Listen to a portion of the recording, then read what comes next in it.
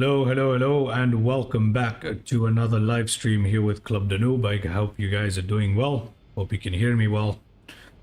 And today we continue our tour of the Icelandic coastline in the Cessna 208B.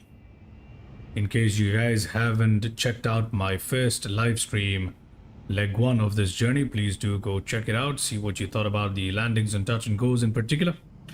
But otherwise, today we are going to continue on our journey from Reykjavik, and we're going to try and go around the Icelandic coastline back to where we took off from. Okay, and as usual for this particular journey, we're going to continue in the same aircraft that we begun the coastline tour with, which is the Cessna 208B, sporting the Bush Divers livery, as you guys can see. Without further ado, let's get on outside and get this journey started up, yeah? That's going to be pretty fun here, isn't it? Okay, just so you guys have an idea, let me just quickly put on nav map here and I'll show you guys. Well, we'll go through the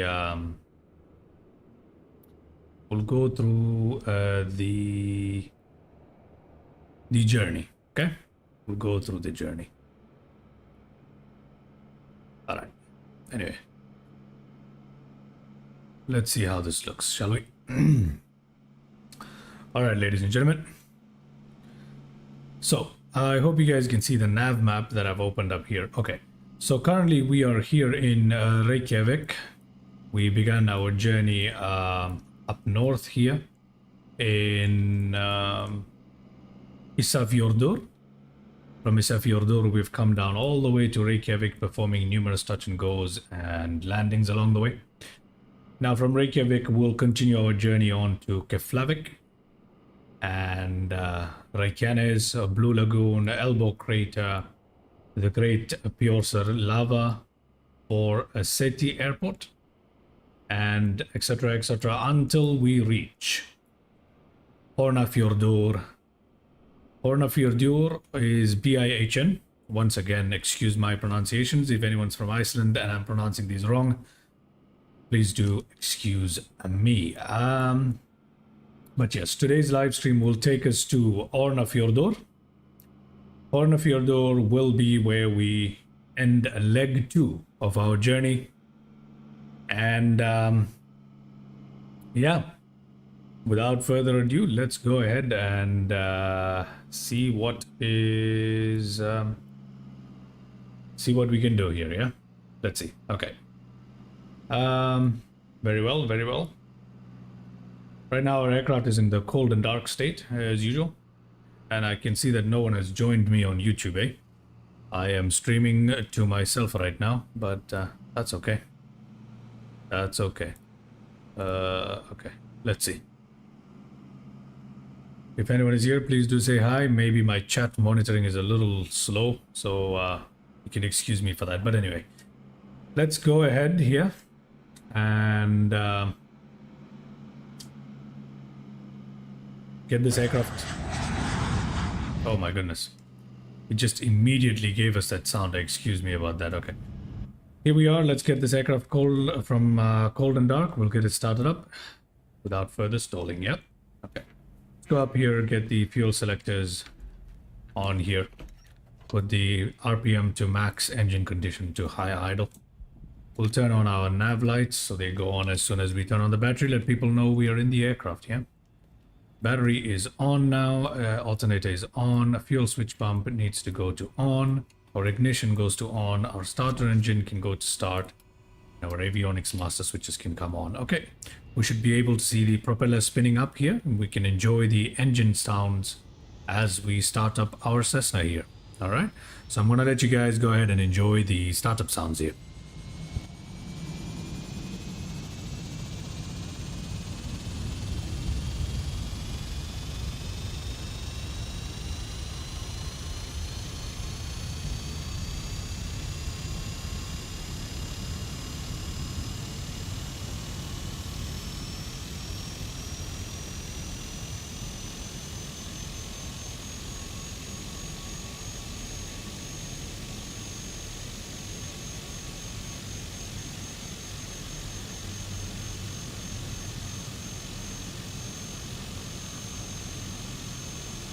Okay, ladies and gentlemen, we have our engine started up. Let's go back inside now. Turn the starter to the off position, ignition to automatic, the boost pump can come to automatic, and everything else seems to be fine. Okay. Let's see, what do we have here? We need our beacon lights to on, we need, well, that's about it. Okay. Here we are. Luckily for us today, we are not going to be setting in any flight plan here. We're just going to be using little nav map as our guide. I'll hide little nav map for now so you guys have a better view of what's going on in the cockpit. Okay, well, as you guys know, we're not going to be using the flight plan. Yeah, our fuel quantity today is full.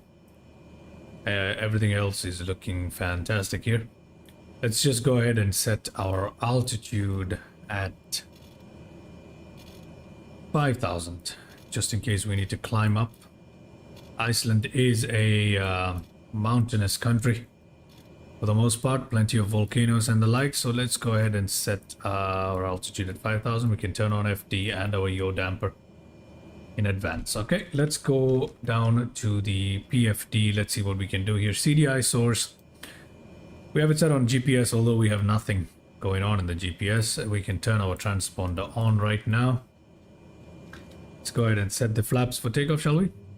Flaps are dropping. And turn on our taxi lights here. We are ready to taxi, ladies and gentlemen. Right behind us, you can see the runway here. There's runway 31, I believe, right behind us. So we'll just go towards runway 31 here, and we'll take off from runway 31, ladies and gentlemen. All right. Okay, without further ado, let's go ahead and get this flight started. Let's begin our taxi, shall we? Release parking brakes. We'll turn hard left, crack open the throttle, which should get us rolling here. Yes, it does. Okay, let's go outside and look whether we'll crash into that building. And apparently,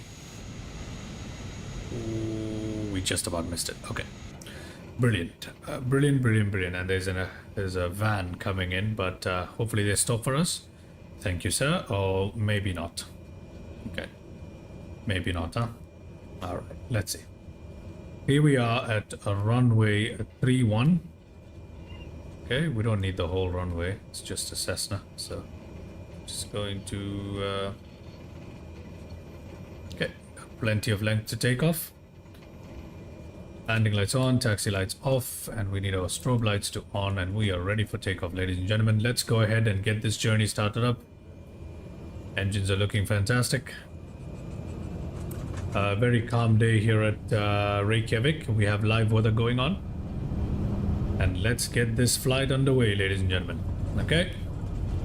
Bumpy runways. 80 knots. Okay, we are coming off the ground now. Throttle down slightly. And let's turn hard left, shall we? As we leave Reykjavik behind, ladies and gentlemen. Flaps can now go up.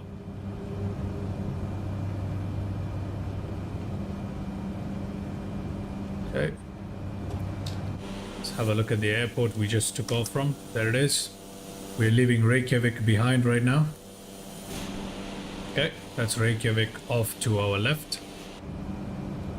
Okay, let's continue on this journey towards Hafnarborg. Excuse me. Okay, we can turn on the autopilot at this point. We can say altitude hold mode on. Let's see if that actually works. It doesn't. Okay, it is working, but you know. Let's turn our heading here. Turn on heading mode on our journey towards the Hafnarborg. Let's begin climbing here. There's a VS here to climb out. And ladies and gentlemen, we are on our way to our first waypoint, okay? Now, oh, I forgot to enable push talk radio, didn't I? Oh, I'm gonna have to do this now. Okay. You know what? Give me a second while I enable my push talk radio really quickly so you guys have an idea of what's going on, yeah? So let's see how I can do that here. Let me quickly turn on push talk radio so you guys have an idea of what is going on, because it automatically calls out the different waypoints and stuff. So I forgot to set that up. Let me just quickly do that for you guys here. Okay, quickly do that. Username. I'll quickly do that. Excuse me while I get this done. Okay.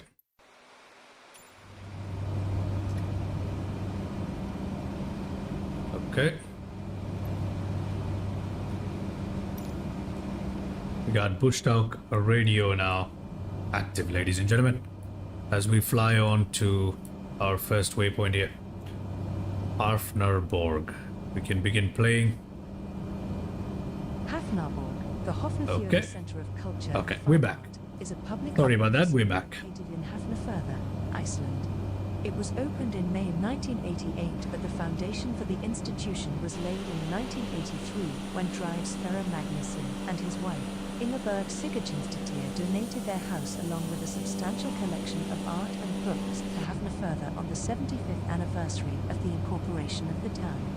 Hafnarborg exhibits works by leading Icelandic and international artists, and the exhibition program displays both contemporary and established artists from the 20th century. Hafnarborg is located at Strandgata 34 in the downtown of Hafnarfjörður, Iceland, and it is easily accessible by bus number 1 from Iceland's capital city Reykjavik. We have some trivia about the waypoint we just passed over, which is Hafnarborg. Okay. I will now open navmap when we come on to our next waypoint here. Now we're flying towards the Viking World Museum near Keflavik. We'll also come in to perform probably a touch and go at Keflavik before we continue on our journey, ladies and gentlemen, towards the rest of the coast of Iceland. Okay. Brilliant, brilliant. Okay.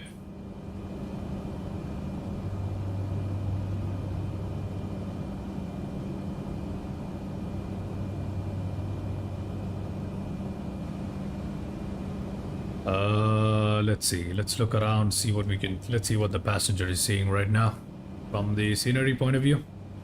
Yeah, we're just leaving some urban areas behind here.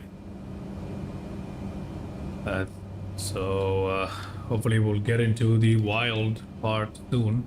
Well, after Keflavik, where I expect that we'll be in the wilderness. Hopefully, we'll see how that goes. For now, there isn't much to see. I'm afraid we're flying over water. Let's see, what altitude are we going towards? We can hold our altitude right now. We don't need to climb actually to our set altitude of 5,000. As you can see, the land is quite flat. So as a matter of fact, let's go down to 3,000 feet right away. Okay. At the throttle and we'll begin descending. Let's have a look at how we look from the outside, shall we, ladies and gentlemen? Here we are. Looking really good, eh? Anyway, I've been considering a lot of live streams that I want to do. So if you guys have suggestions, please feel free to leave them in the comments below or in the live chat. As of now, right now, I am by myself, so you know, I don't think there is anyone watching the live stream for the moment, but yeah, if you guys do think of something, do leave it in the live chat or in the comments if you're watching this after I've streamed it. Not a problem, ladies and gentlemen, not a problem. All right, okay. All right, let's see how we're looking here. I've fine-tuned my audio settings and I've also made some changes. I hope you guys are having a good experience here with Club the Noob so far on this live stream. But anyway, let's see. The speed, because of the turbulence as we're using live weather. Oh, I forgot. We didn't set the barometric pressure, did we? Just did that by pressing B, 30.09. So as you can see, we're a little higher than 3,000 feet. The aircraft will descend us down to 3,000 feet, hopefully. But anyway, the speed is a little high, but you know, not too much of an issue. Okay.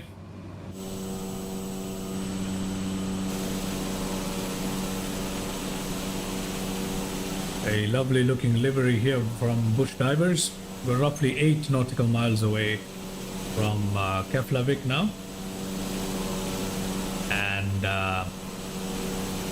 we're flying on towards the Viking World Museum. Let's see how that looks like. Keflavik is dead ahead of us. Here is Keflavik. Okay. We're heading towards the airport at Keflavik. I think I can already see it. Yep, there it is. But on our way, hopefully somewhere here is the Viking World Museum, where Bush Talk Radio will tell us more about it. Okay? Let's head on inside, shall we? And we're at 3,000 feet right now. We can begin our descent down to 2,000 feet here and cut our throttle further as we coming to perform a touch and go here at Keflavik. Okay, in fact we can throttle down even further, allow the speed to bleed off slightly, and our altitude can be set at 1,500. Okay, VS can be increased slightly, and yeah. Okay, here we are, ladies and gentlemen, coming in to perform a touch and go at Keflavik. Just a short little hop from Reykjavik to Keflavik. As you can see, this is the Keflavik airport we're coming into. Alright, from here on, obviously we'll be taking a left to follow the coastline long as we head south. And let's see how that goes, yeah? The Viking World Museum, let's see. Let's see if we get Bush Talk Radio to tell us about the Viking World Museum. I think it will still be talking when we land, so that's going to be quite annoying. So we'll see what we can do. Maybe we'll hold altitude and do a loop, wait for the Bush Talk to finish talking about it, and then go for the landing. We'll see. Let's see. Okay. Somewhere here is the Viking World Museum. Let's see. Don't know where exactly it is, but hopefully Bush Talk Radio tells us about it. Still waiting.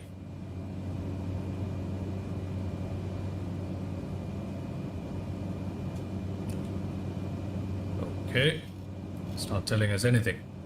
Interesting. Interesting indeed. Viking World is a museum in Jarvik, Reykjanesbær, Iceland. The museum opened on the 8th of May 2009, followed by a formal opening on Icelandic National Day, the 17th of June. Viking World has on permanent display the Islandinger, the replica of the Gokstad Viking ship which in 2000 was sailed across the Atlantic Ocean to Lanzo Meadows, Newfoundland, for the celebrations of the millennium of Leif Erikson's voyage and then to New York. She is suspended 1.5 meters in the air so that visitors can walk underneath her hull and see the workmanship. There are also stairs and a walkway into the ship, enabling visitors to climb aboard and sit or walk around. There you go, a little trivia about the Viking World Museum near Keflavik. And that is the runway we are intending to land on to our left. So let's now go ahead and turn to our right. We'll do a loop around and come back in to land at Keflavik Airport. Okay, here we are. Let's go hard right. In fact, a little more than just hard right. Okay, beautiful town here. There it is. There it is. Okay, ladies and gentlemen.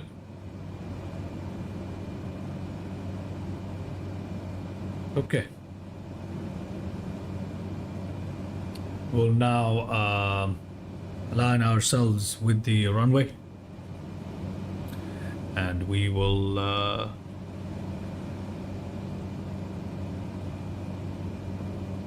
We'll see what we can do, eh?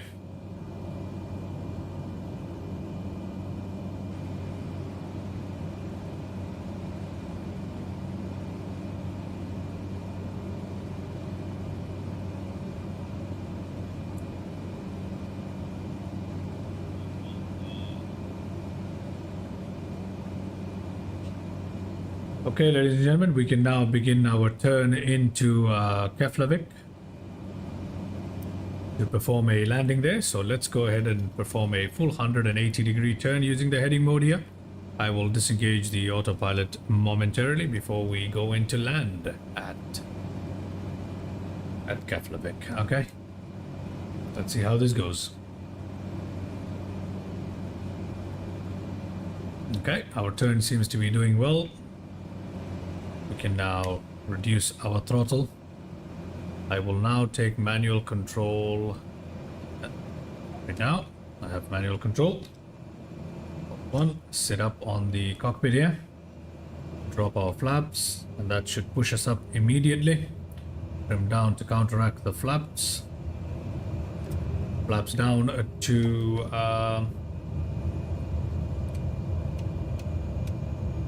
landing position, and we are here trying to land into Keflavik. Okay,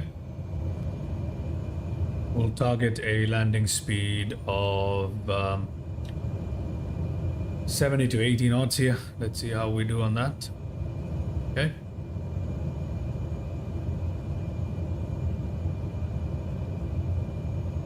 we trim down slightly, trim down a little more, and there we go. From up lightly.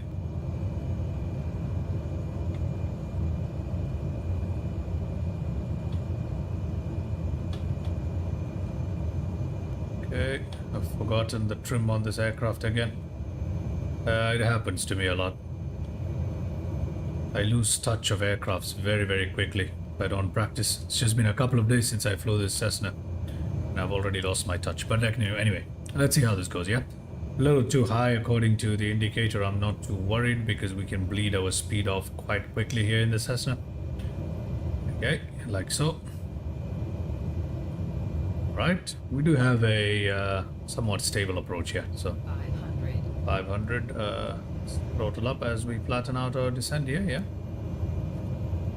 We also have plenty of runway room, so we're not too worried right now. Just a little bit on the speed. You know, we want to land at 70 to 80 knots, so it's a little bit of a crosswind as well here today. Can we see a windsock inside? No, we don't, but we know that there's a little bit of a crosswind. See the Cessna crabbing. I'm not going to input any rudder, just going to land crabbing anyway, because the runway is really wide, so we shouldn't have too much of an issue there. Let's see how this landing goes, yeah. Alright, landing lights are on. Okay, here we are. Just floating along now. Okay.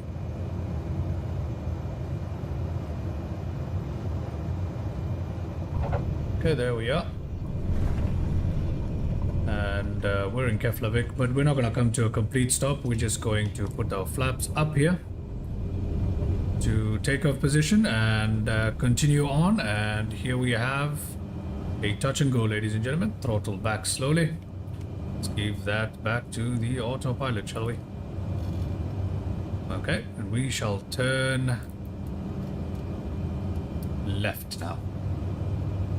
We'll make a hard left somewhat. Okay, and we will climb out to an altitude of 2,500.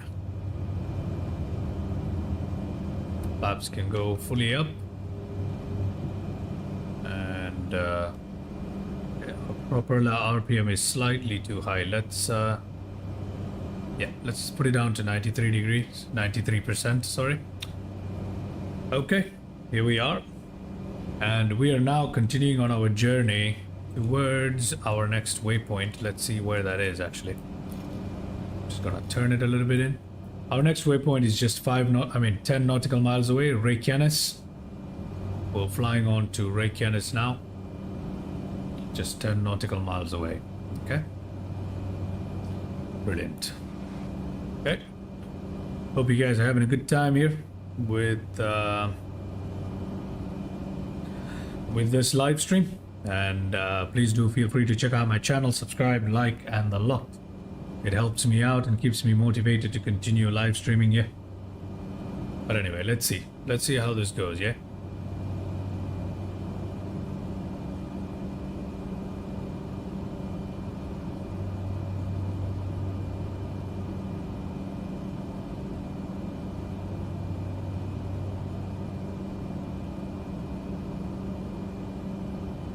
All right. Iceland is, needless to say, a beautiful, beautiful place. We do have live weather on today. Yes, we do. We have live weather going on today. Show you guys that I actually do have live weather going on. We also have Bush Talk Radio live, obviously. Look at this beautiful coastline of Iceland. I love this underwing view. Really, really nice. Beautiful stuff here. Okay. Let's just fine tune the heading, shall we? To fly us slightly off to the right here. Okay, as we come along to Reykjanes as our next waypoint. Hopefully Bush Talk Radio will tell us a little something about Reykjanes. Okay. Let's see what it teaches us about Reykjanes. Lovely, lovely. Interesting terrain here, isn't it? Formidable. And look at the color on that water, my goodness. If that isn't lovely, I don't know what is. Look at how lovely the color on that lake is, man. That is incredible, isn't it? Let's have a look at it from oh my goodness, look at how beautiful that looks. That's such a lovely place. Okay, we'll have a look at it. We'll have a more detailed look at it once we learn about Reykjanes. I think we should perform a loop around, have a closer look at this body of water, which I don't know what it is, but we'll have a closer look at it. It looks really lovely, doesn't it? Okay. All right, let's see what is happening right now. We are traveling. We're nearly there at Reykjanes. Okay.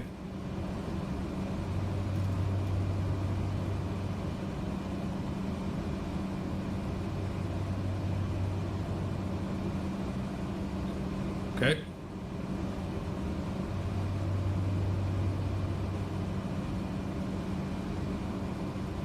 Let's see.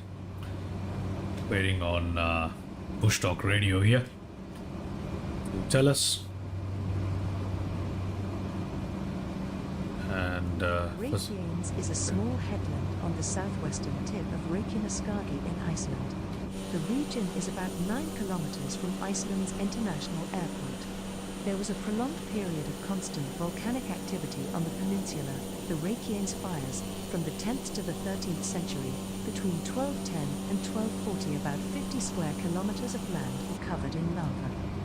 The area is fed by 5 volcanic systems. Geological evidence suggests that they seem to activate in a coordinated way about every 1,000 years. In the 12 weeks from the 21st of January 2020, after centuries of relative inactivity, there were more than 8,000 earthquakes and about 10 centimeters of land uplift due to underground magma intrusions on the peninsula, leading to concerns of a new phase of activity which could cause disruption for centuries.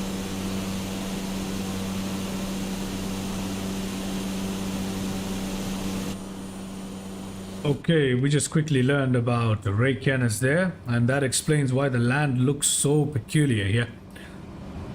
Hundreds of years of lava. There you go. If I recall correctly. But that explains why this particular land is so peculiar looking. Interesting, isn't it, to learn about this? Let's, as promised, let's quickly have a look at that beautiful looking little piece of water here, a little body of water, before we move on to the Blue Lagoon, which should be nearby as well. All right, So let's go ahead first and have a look at this little body of water, which seems to be so beautiful, so incredibly beautiful. So we'll have a look at it. As a matter of fact, I want to have that on my left so you guys can have a closer look at it before we turn back towards our right and head on down towards Blue Lagoon. Okay. Okay. That seems like a plan, doesn't it, ladies and gentlemen? All right. Traveling quite quickly here. Look at that. Look at that. My goodness. How beautiful is that? How beautiful a country is Iceland. Can't get over how beautiful this place is, man. I really can't. But anyway, look at that. Wow. What the passenger is seeing. What a beautiful place here on our guided tour here in Iceland. Lovely. Okay, I'm glad we managed to catch a peek of that particular river. Is that algae? Is that why it's green? Some sort of microorganism going on there? I don't know. But anyway, if anyone does know, please let us know as we head down towards the Blue Lagoon. I don't see any lagoon on my way. Hopefully we're actually able to see this so-called Blue Lagoon here. So, let's see how this turns out, ladies and gentlemen. Now, let me know about what other videos you guys would like to see on my live streams particularly. Alright, I'll be happy to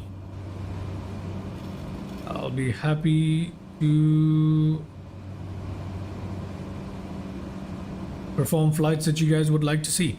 Alright, so feel free to come in and comment down. Okay. We continue on our journey in this very peculiar and beautiful looking land, isn't it? It's such an interesting formation. So beautiful. Look at this. Look at the contrasting colors here. The contrast between the I don't even know what this is. Incredible. Okay.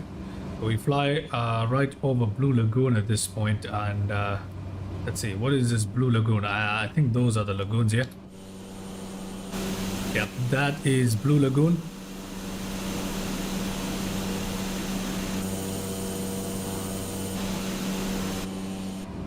Let's see what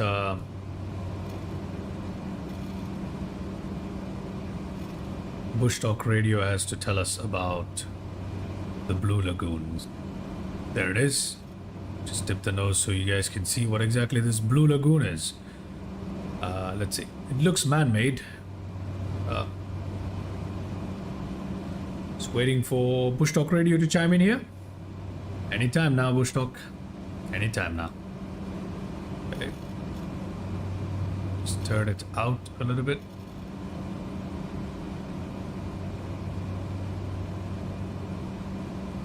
Okay. Bush Talk Radio is not telling us anything. I wonder why.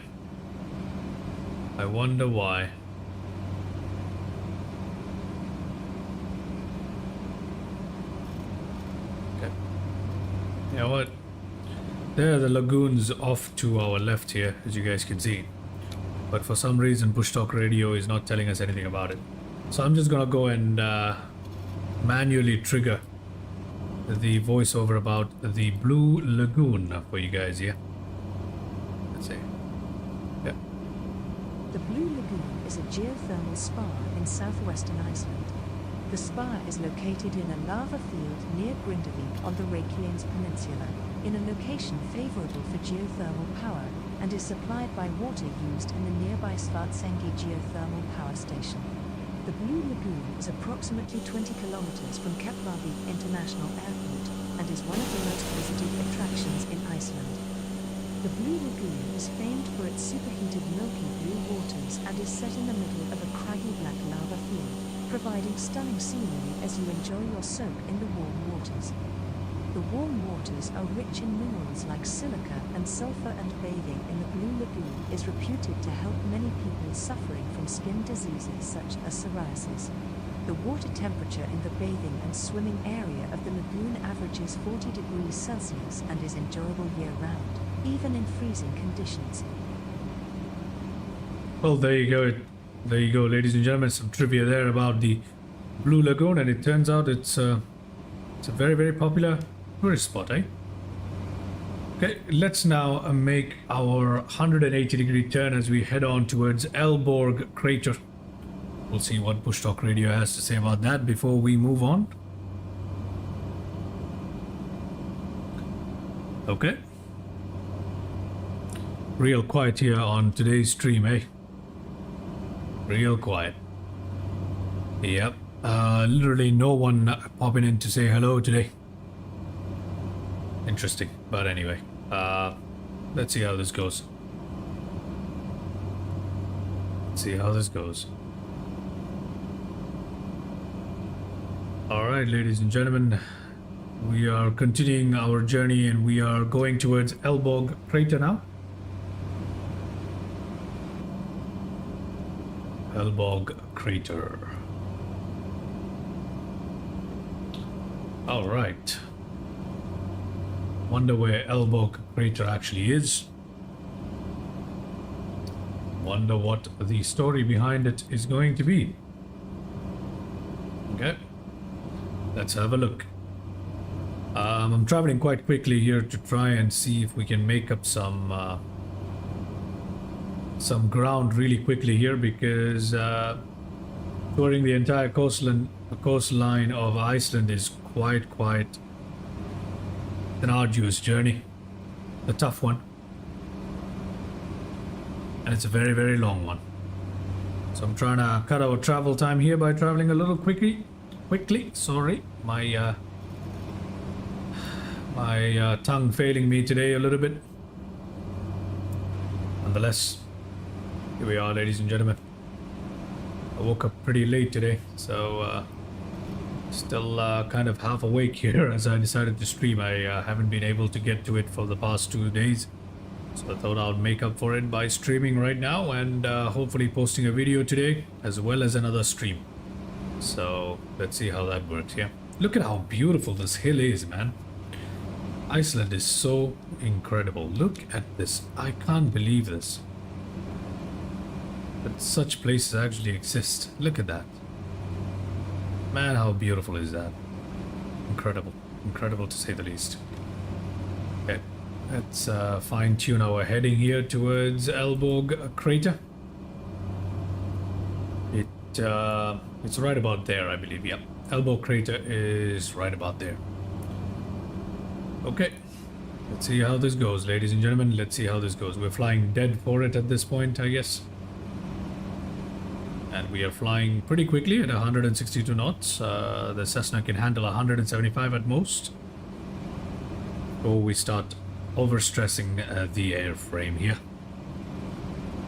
We're still holding 2,500 feet, which I feel is perfect for enjoying the views here today.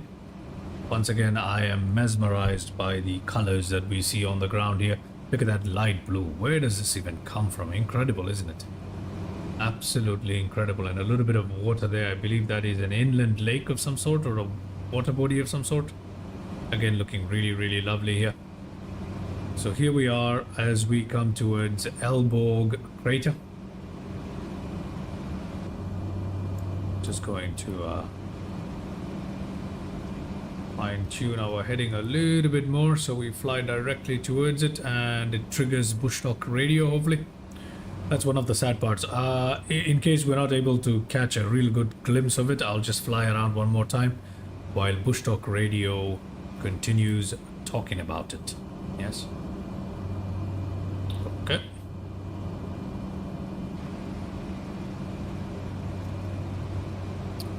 Here we are, ladies and gentlemen, coming up really quickly here on Elborg Crater, about a nautical mile away at this point. And we continue to be gifted with some beautiful scenery here to our left. How incredible is this? Okay.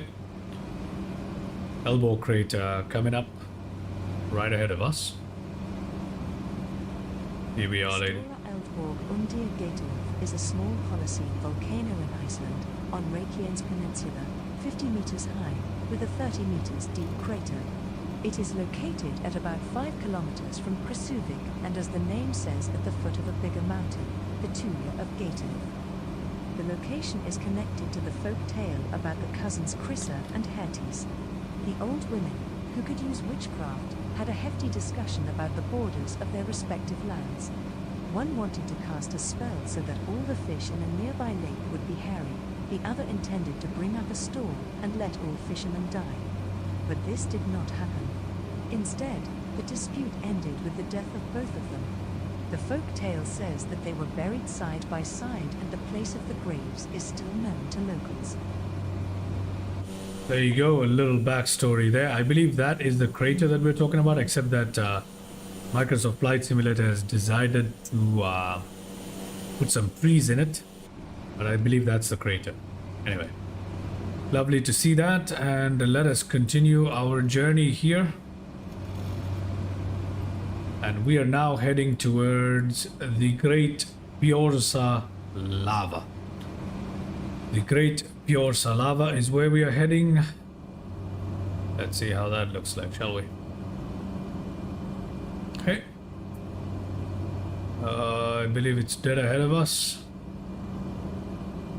I'll just continue holding this heading. Have a look at the views from outside, and we'll see how this goes. Yeah. Okay, Anas Shahid has said hello. Hello, Anas. Give me a second here. Hello, Anas.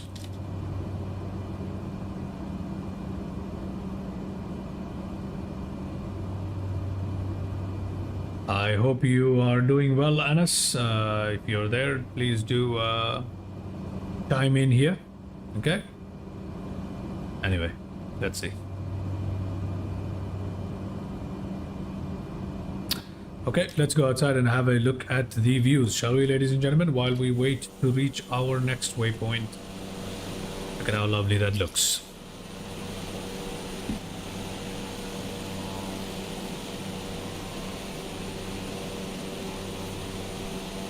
Okay, hope you guys are able to hear me really well now. Now, in case you guys are wondering what exactly the next stream is going to be, I am considering an airline flight or a very large trip on one of the jet aircraft that I have. A cross-country trip on a jet aircraft, so that would be pretty cool actually. So these are the two flights that I'm considering. Please do feel free to let me know what you guys think. Okay, and if Anas, you're there, chime in please. Okay. As we continue to enjoy the scenery here in Iceland here, I wonder what those buildings are. Really nice. It would be lovely to have a house around here, wouldn't it? Of course, I don't know the nuances, but it would be really lovely to have a house down there. But anyway, let's see.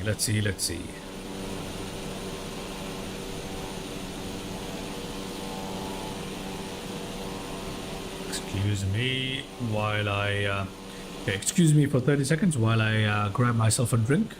I'll join you guys in about 30 seconds.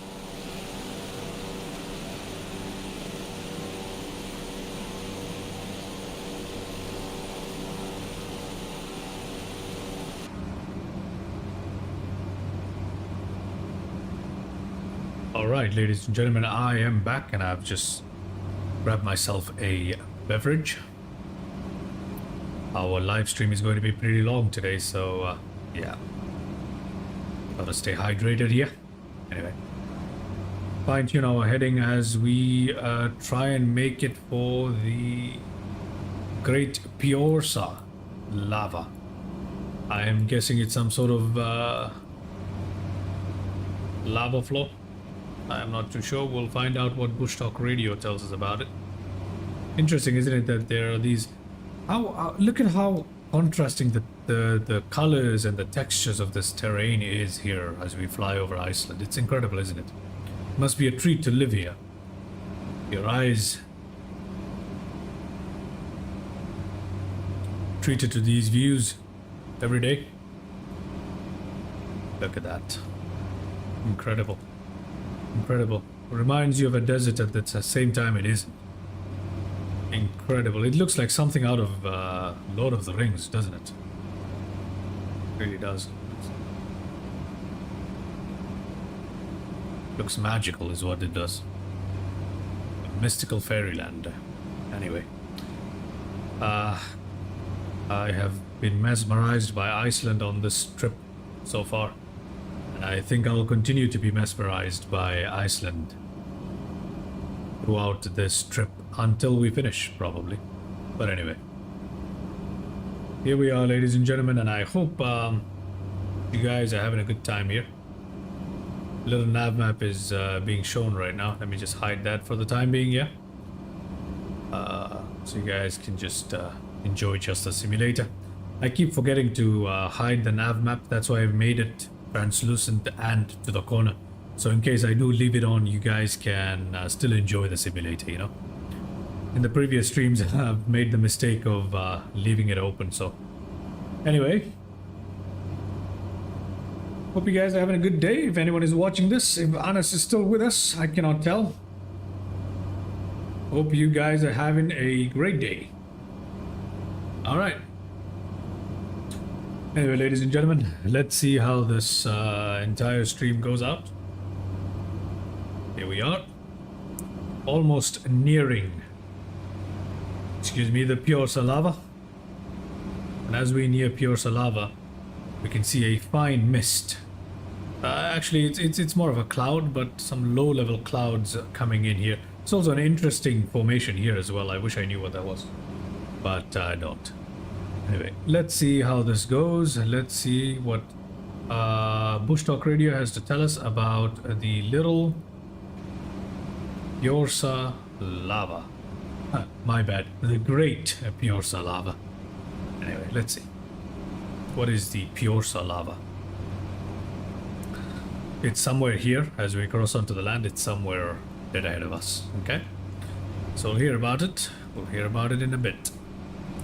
The Cessna is looking good. We can actually turn off the landing lights if we want. Why not? And our prop RPMs are looking good. Everything is looking good here. We did forget to turn on the pitot heat, so let's do that now. And do we need de-icing? Yeah, we'll just leave it on. Why not? Forgot to do that, but no problem. Taking care of that now. Wonder what this is, but anyway. Okay. We are heading on to the Great Pure Salava. After the Great Pure Salava, we will head on to the airstrip called Selfossa. Selfoss, sorry. Oh my goodness, I'm so sorry. It's called Selfoss. And we will land into Selfoss. We'll come to a complete stop. We'll turn around, have a look at the condition of our aircraft, make sure everything is doing well. And then we'll continue on our journey and we'll take off from there. The stop would only be about 2 minutes, and we get to enjoy a landing. That's the whole idea behind coming to a stop at Selfoss airstrip right after we pass over the Great Pure Salava. Okay, let's see what is here. The Great Pure Salava. We can't see much. Okay, this is interesting. Look at these formations here. The Great Pure Lava is the largest lava flow in Iceland by both area and volume, and the largest lava that is known to have erupted in a single eruption in the Holocene. It belongs to a group of lavas known as the Tunna lavas. It was erupted in the Veiðivötn region, central Iceland, 6600 BC. The crater area is covered by younger lavas and eruptives. The Thjosa lava does not appear on the surface until 70 kilometers downstream of its supposed crater area. In the lowlands of South Iceland, the lava has overflown wide areas, covering the districts Landsvit, Núpfjörðupa, Skif, and Flói. The main rivers of South Iceland, Thjosa and Vita/Ölfusá, stream along the borders of the lava to the east and west, and the 25 kilometers long beach between the river mouths is formed by the lava. The sea level seems to have been around 15 meters lower than today when the lava was erupted. Along with the rising sea level, the ocean has transgressed the lava front, so its border line is submerged several hundreds of meters offshore, and an interesting littoral zone can be inspected along the beach. It's fascinating how much you can actually learn using a simulator, isn't it? With the aid of Bush Talk Radio, I'm learning so much right now, and I hope you guys are too. It's incredible. In addition to that, I think I've taken away something from the live stream here today about how to pronounce Icelandic names here. Okay, that's my first pronunciation that I believe I got right. The Fjorsa lava. So yeah, see, slowly learning, slowly learning. Interesting how this virtual journey can be compared to an actual one, and how much you actually end up learning. Incredible, isn't it? So yeah, there are more benefits to Flight Simulator than simply just being a game or even learning about aircrafts, it seems, eh? That's where Microsoft Flight Simulator is absolutely brilliant. Anyway, let's see. There's so many clearings in Iceland that appear to be airstrips, but when you actually look at them, they're not actually airstrips. Look at this. I don't know what this is. It reminds me of an airstrip, but it isn't. It's some sort of farmland, I'm guessing. The airstrip we're trying to land into now, Stelfoss, is actually somewhere along this side here. We actually saw it while we flew over the Great Fjorsa lava. So let's go down to 1,500 feet here. Engage our VS, cut our throttle, because I know the airstrip is somewhere right around the corner, ladies and gentlemen. So we'll see. We'll be able to find it soon enough. I did see it as we were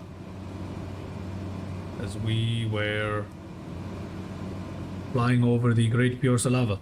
I assume these are all lava spots that have been filled in by Microsoft Flight Simulator scenery. I'm not too sure, but that might be the case. Okay, let's see. Where is this particular airstrip? I did see it. I know I did. It was somewhere along. It's somewhere here. It's somewhere here. I cannot tell for sure where it is. That's the only problem. Let's see. Okay, I have no idea at this point where exactly it is. Okay, let's just turn first, shall we? We'll turn right towards where the airstrip is supposed to be. Then we'll have a look at it from there. Let's cut the throttle further. Let's actually cut the throttle completely here. We'll remain at 1,500 feet because that's what lets us have a good view of the surrounding here. Okay, let's see, where is this particular airstrip? I believe I saw it and now I've completely lost track of where it is. Funny how this works, isn't it? Okay, right now we're supposed to be heading directly towards it. Once we have a visual on the airstrip, we will turn around and land in it. Okay, it's supposed to be slightly off to my left here, and I have no clue where it is. It's supposed to have a fairly long runway at 3,400 feet. A 3,400 feet runway should be easy to spot. But no. I cannot see a thing right now. Okay, I think I have visual right now. Yes, I do. There it is, ladies and gentlemen. There is the airstrip. Oh my god, look at how well camouflaged it is. There is the airstrip we're supposed to be landing into. We will, let's see, what do we do here? Okay, give me a second here. Give me a second here. While okay, so it has two grass runways. There it is. We can now have clear view of which one it is, and they are both 3,000 feet. They're both 3,000 feet. So we can pick either to land in. What we'll do is, you know what, let's just land in from this direction, shall we? Yeah. We'll land from this direction into the airstrip. Yeah. So, yeah. Let me just take manual control right now. Manual control. Okay. Drop our flaps quickly here, cut the throttle, put the trim down. Okay, that should get the aircraft nose dipping. And yes, it does. Let's see what we can do here. going to turn in slowly into the runway. Turn on our landing lights, shall we? Okay. Want to land at 80 knots or 70 knots, somewhere there. Maybe even lower, maybe closer to 60 knots. But right now, let's just locate this particular airstrip. Oh my goodness, it has literally just disappeared out of my sight again. Okay. Okay, I need to perform a 180. Bring the aircraft down a little bit. Up a little bit. It's very hard to get the trim right using the rocker switch here.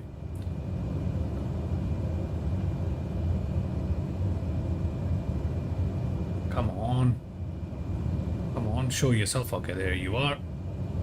There you are. Let's cut the throttle as we descend, shall we, ladies and gentlemen? As we come into land here into Selfoss. Selfoss is, I believe, a town, probably. Look at how beautiful, what a beautiful town we have to our right here. Very lovely looking town. It also has a track in the middle. Oh, interesting. Okay. Seems to have some sort of church looking building as well in the middle. Interesting. Beautiful, beautiful. Anyway, let's land this aircraft, shall we? Cut our speed here. We're coming in a little too hot. Cut our speed further. You seem to have trees right ahead of us. Probably should have approached it from the other runway. But anyway, we seem to be doing okay. So let's just go in and land. Okay. 500. Oh man, I don't think I'll be able to make this landing. Yep, it's highly unlikely, but let's see. Let's see. I've tried worse landings before with the Cessna, so let's see if I can actually make this one. There's a tree which we're probably gonna clip. Okay, no. Here we are. Let's put this aircraft down, shall we? There we are. We are down. Down at Selfoss.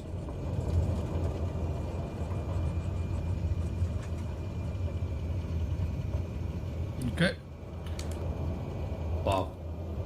I love airstrips like this where you're just surrounded by trees, man. They look so good. They look incredible. Okay. Anyway. Let's just open our throttle here. On reverse thrust on the throttle. Excuse me. Okay, look at that. I love these airstrips where you're surrounded by trees. It's incredible. The view is just incredible. It's such an awesome feeling of being in the wilderness that you get with the aircraft as well. Okay, I'm not going to taxi too hard here. I can see some sort of, I don't know what those are, but it's a beautiful color. A really lovely light blue color here. But I don't want to... See, the problem is I have everything set on realistic, so if you touch any sort of formation, even a bush, if you touch it, the aircraft will crash. So because of that, I gotta be really careful when I taxi. Let's see what this is. Oh my goodness. How beautiful is this place, man. It's incredible. Look at that. We have a view of a lake there as well. My goodness. Incredible, incredible. Okay. Let's taxi on back to the... you know what, actually... Since we have very good fuel quantities, we can just take off right now. Okay. We can just take off right now. Our landing lights can come on. Let's put our flaps down to takeoff position here. We can just take off right out from Selfoss. We have nothing to check here, to be honest. Just the fuel, which we have plenty of. So from Selfoss, we'll fly on to Forseti Airport, where we might not even do a touch and go. We'll probably just fly over it. Then we'll head on to Piorsa. We're actually on Piorsa already, but the waypoint Piorsa, where Bush Talk Radio will talk to us about Piorsa. Then we'll fly on to, let me give it this a go, Tridrangavti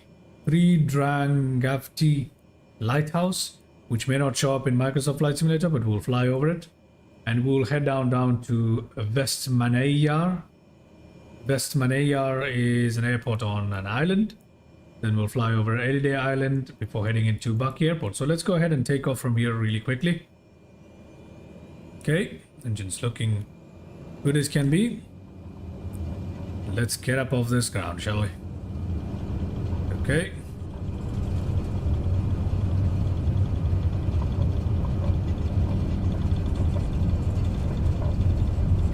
Okay, and we are up above the ground, ladies and gentlemen.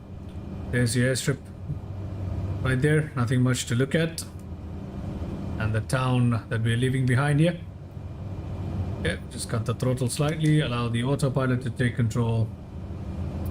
And heading mode is on here. Okay. We'll climb out to 1,500 first. Actually, you know what? Let's go up to 2,500 so we have better views here. VS can come on. Heading mode is also engaged as we fly on to Forseti airfield here. It's an airport apparently, but it does look pretty small to me, so I'm not sure. Anyway, we're not going to perform a touch and go or a landing at Forseti probably. We're just going to fly over it. You know, it's very close by and we don't need to perform a touch and go there. Let's see, has anyone said anything? No. Mr. Anas, if you're still there, or anyone else, please do feel free to chime in. And we come on to... The live stream has been going on for about an hour now. So we're coming on to the hour mark. Okay, as we head on to Forseti airstrip. Ladies and gentlemen, Forseti airstrip. Okay, let's see.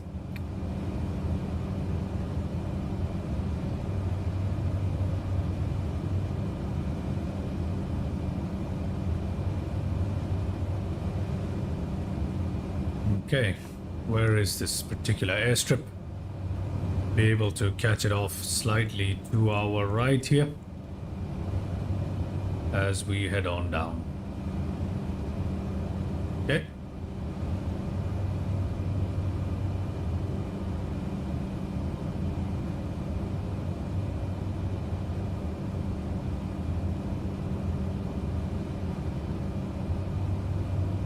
Go outside, shall we?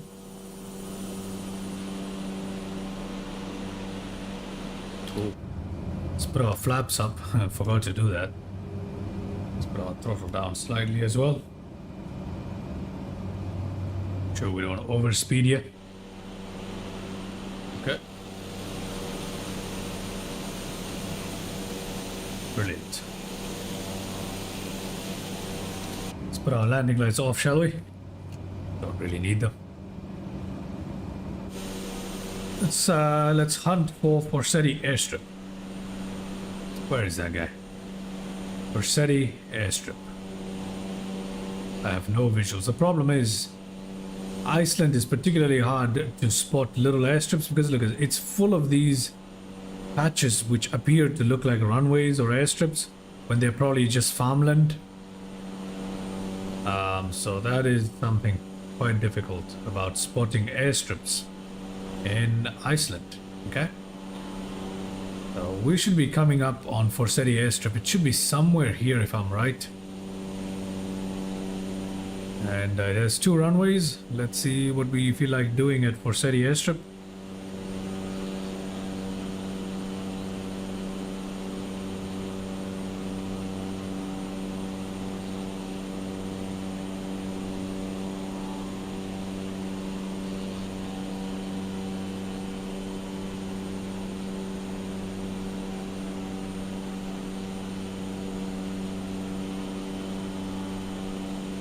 Okay, I still have no idea where this Forseti airstrip is. Yeah, I have zero clue right now. It's supposed to be directly underneath us, but I don't see it at all. Okay, there it is. This is the airstrip right here. This is a runway and that is a runway. Look at how incredibly difficult that would be to spot. This is a runway and that is a runway. Okay, so we're not going to perform a landing or a touch and go here at Forseti.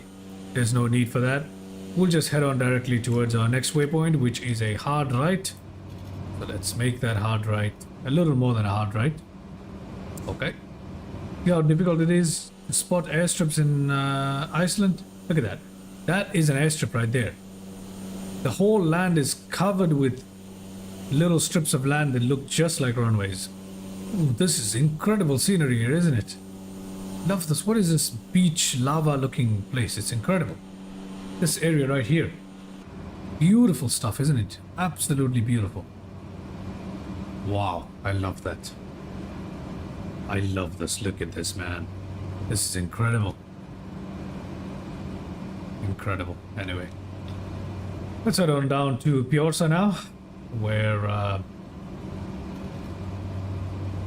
Bush Talk Radio is supposed to give us some more interesting trivia about Piorsa. And then from on there on, we're going to head out over the water as we fly on towards a lighthouse. It's called Tridrangavti Lighthouse, and West Manayar Airport. Then we will head on to Ediday Island, and then we'll come back onto the mainland by landing into Baki Airport, ladies and gentlemen. But for now, let's head on towards Piorsa. Okay, see what Bush Talk Radio has to say about Piorsa.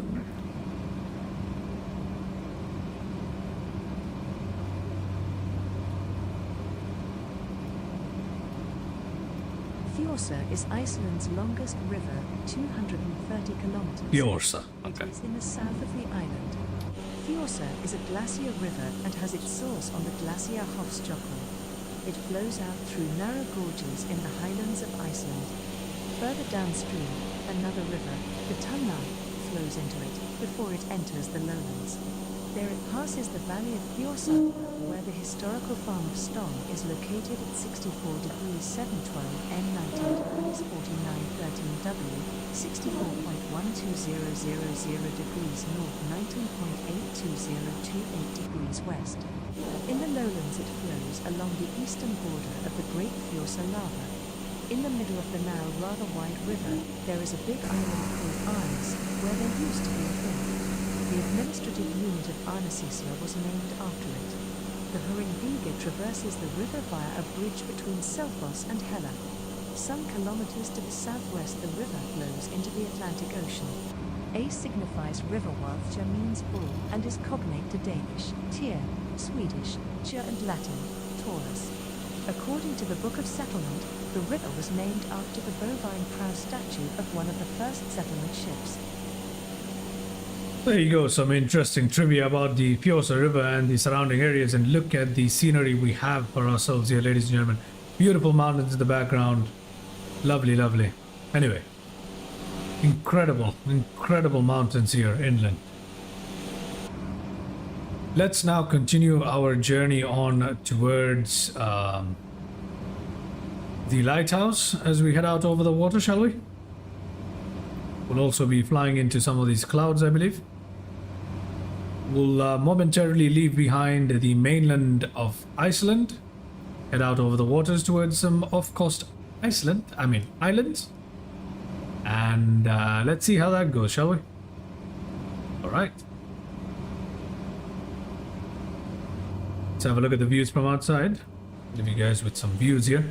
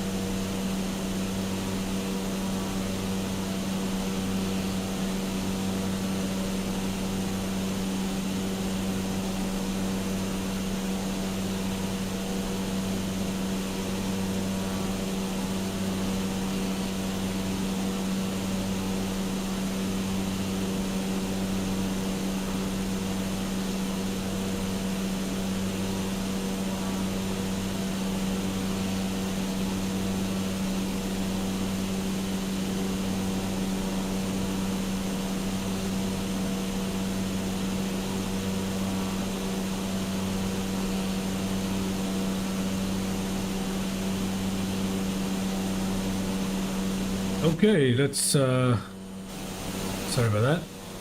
Go ahead and have a look at the cockpit here as we continue on our journey to the lighthouse of Tridrangapti.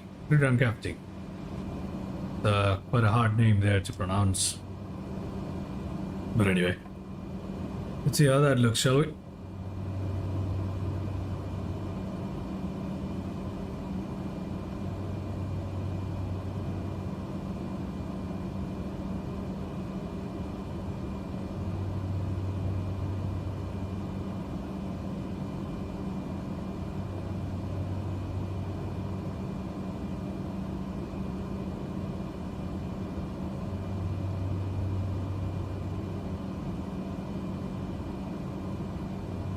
Okay, we'll just hold on till we reach that airstrip, and then we'll see from there. We'll be able to see some beautiful islands after that, so that's something. As a matter of fact, we can see them right now. Those are the islands we're probably heading towards. Yeah, the lighthouse is on the way. Okay, let's see how that looks.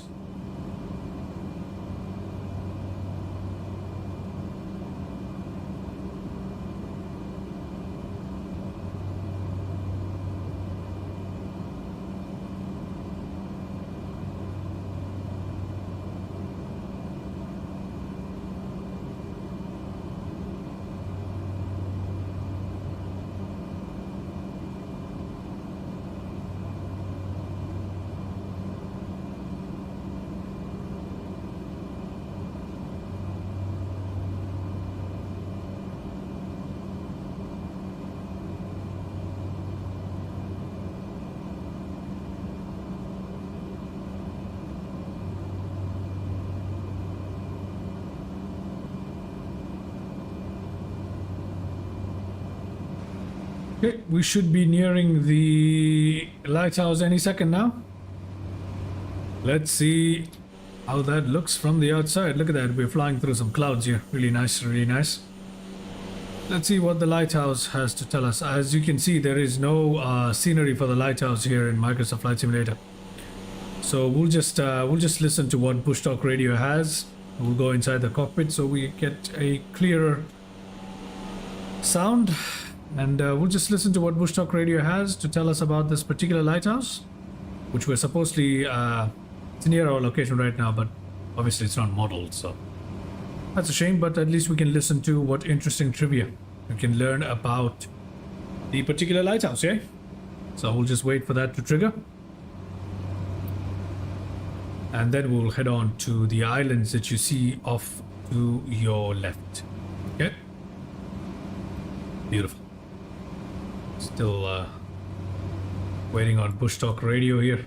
Tridrangaviti Lighthouse is a lighthouse 7.24 kilometers off the southwest coast of Iceland, in the archipelago of Vestmannaeyjar, Jar, often described as the most isolated lighthouse in the world.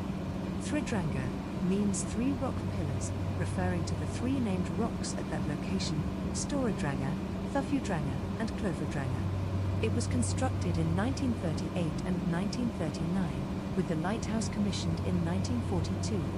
Originally constructed and accessible only by scaling the rock on which it is situated, it is accessible by helicopter since construction of a helipad. Technical characteristics: the light can be seen at 9 nautical miles. The lamp is situated 34 meters above the sea level. The building itself, a single story with a deck and the lamp on its roof, is 7.4 meters high. The lighthouse was built under the direction of Arne G. Thorarensen, who recruited experienced mountaineers to scale the rock on which it is located. Their climbing tools did not allow them to bite in the rock near the top, and there were no handholds near the top, so they made a human pyramid to reach it.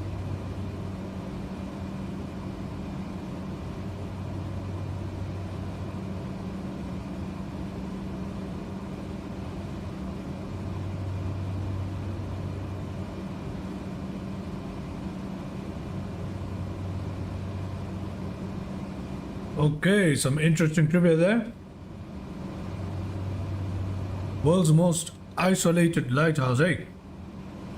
That's incredible. I would love to be around those areas. Isolated places are incredible, and I find them quite interesting. Okay.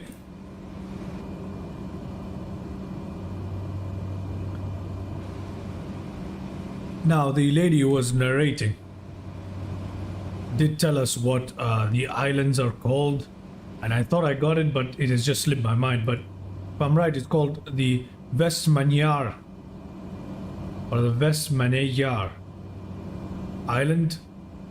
Vestmannaeyjar, yeah. So there's an airport there, and we are going to land into Vestmannaeyjar on this island. As you can see, there's an airport right there, and it seems to be a decent airport, quite large one. So let's go ahead and we'll land in from here right now.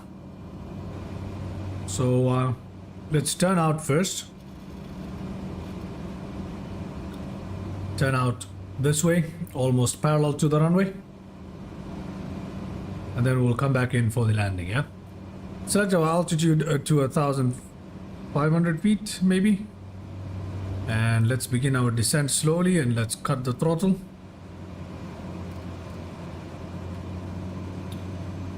Okay.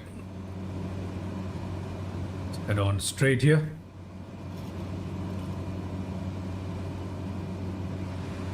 Okay, so we'll perform... Oh, our airspeed just quickly. Kind of windy, huh? But anyway. So we'll come to a full stop here at Vestmannaeyjar. No, actually, you know what? Did we perform a touch and go or a full stop? You know what? We'll perform a full stop at Vestmannaeyjar. Vestmannaeyjar, yeah. Vestmannaeyjar, and then we will... Excuse me, and then we will... Then we'll take a look at the island using the drone view.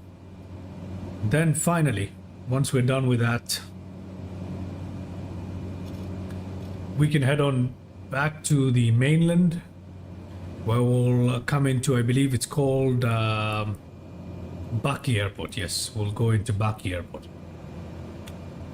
Okay, so let's now come into land here at Vestmannaeyjar, not Vestmannaeyjar. Okay.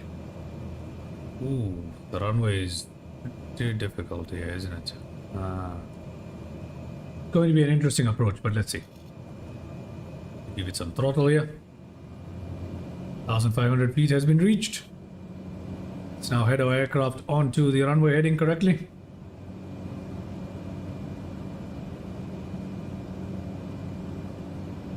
Okay. Let's, you know what we'll do? We'll go down to 500 feet. And we'll put our flaps down right now. The aircraft, okay, the autopilot can't handle the flaps being down, by the way. So I am just going to, let's see. Okay.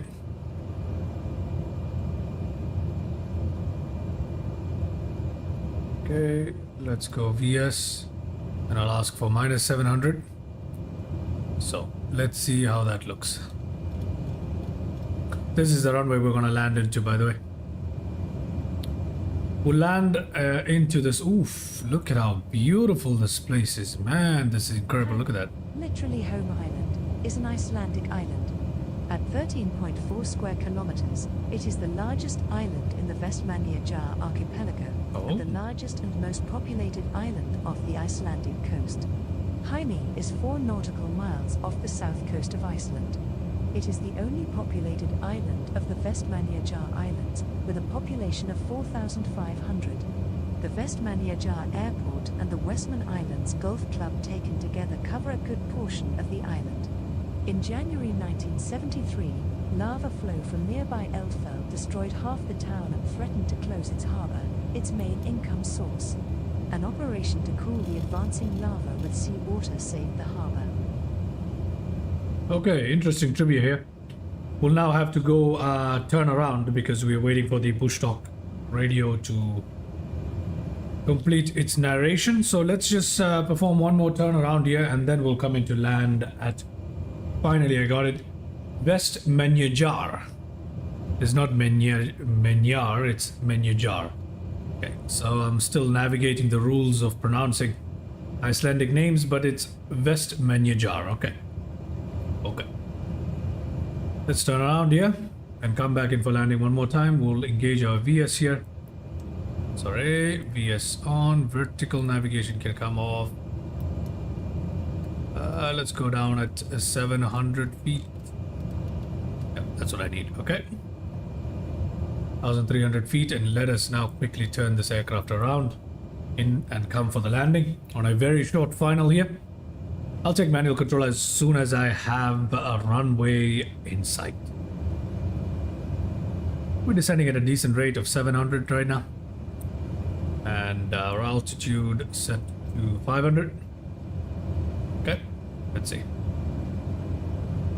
Let us see, ladies and gentlemen. Flaps are fully down. Let's turn on our landing lights here as we come into land into West Menyajar Airport.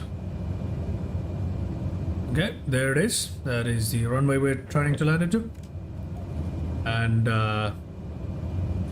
let's go ahead and we'll land into this. Okay.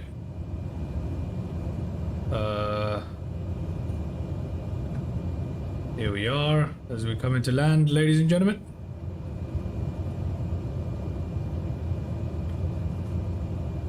Here we are. Okay, so we're at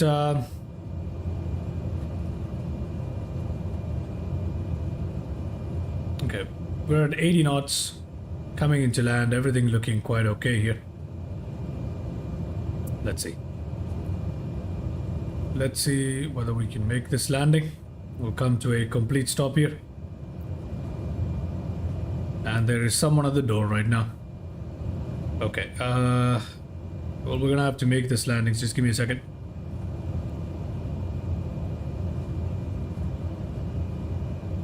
Okay, so let's just make this landing before I have to actually answer the door here. Your trip begins at Vestmannaeyjar Airport on the island of Heimaey, just Okay. off the southern extremity of Iceland. Once in the air, head to the northeast and you will fly over where the spectacular Markarfljót River empties into the North Atlantic Ocean. The area is very volcanically active, like the rest of Iceland. There were two major eruptions in the 20th century, the eruption in 1963 that created Interesting. the new island of Circe, and the Eldfell eruption of January 1973, which created a 200-meter high mountain where a meadow had been, and caused the island's 5,000 inhabitants to be temporarily evacuated to the mainland. Okay, we have now landed here at West Menyajar Airport. And hang on a second while I go and answer the door, ladies and gentlemen. Just a second.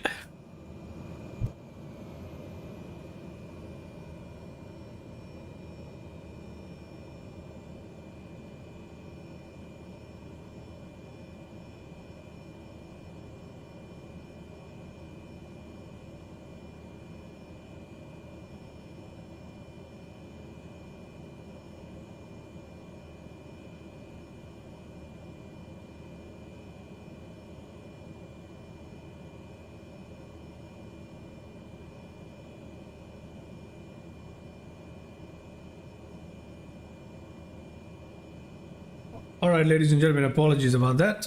Must have been someone at the door, but anyway, they're gone now. Interesting, isn't it? Okay, so here we are at West Menyajar Airport. What we can do now is we'll just taxi the aircraft towards the end of the runway and get it lined up for landing. For takeoff. But right before we do take off from the island of West Menyajar, we'll take out the drone camera and have a look around us, right? We'll see how this island is. See how the scenery around it is. Okay. The Cessna does not have really good brakes, by the way. Its brakes are not very good. Okay, here we are. We are turning it around. Turning the aircraft around here, line up, and then we'll put on the parking brakes here for a second while we go around and have a look. Look at how uneven the runway is. It is...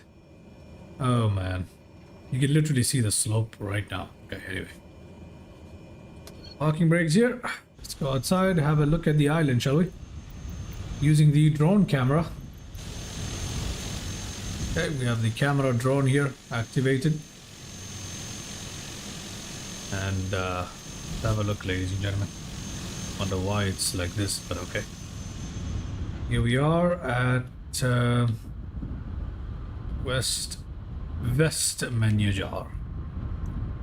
That I assume is the town, with the population of 4,000, as we heard from Bush Talk Radio. Beautiful island that we have just landed ourselves into. Here at West Menyajar. Interesting, isn't it? Plenty of wind that you can hear. And here we are, ladies and gentlemen, at the island off the coast of Iceland. If you look there straight ahead, you can see that we're not that far away from the coast of the mainland. And we'll be heading back down into the mainland.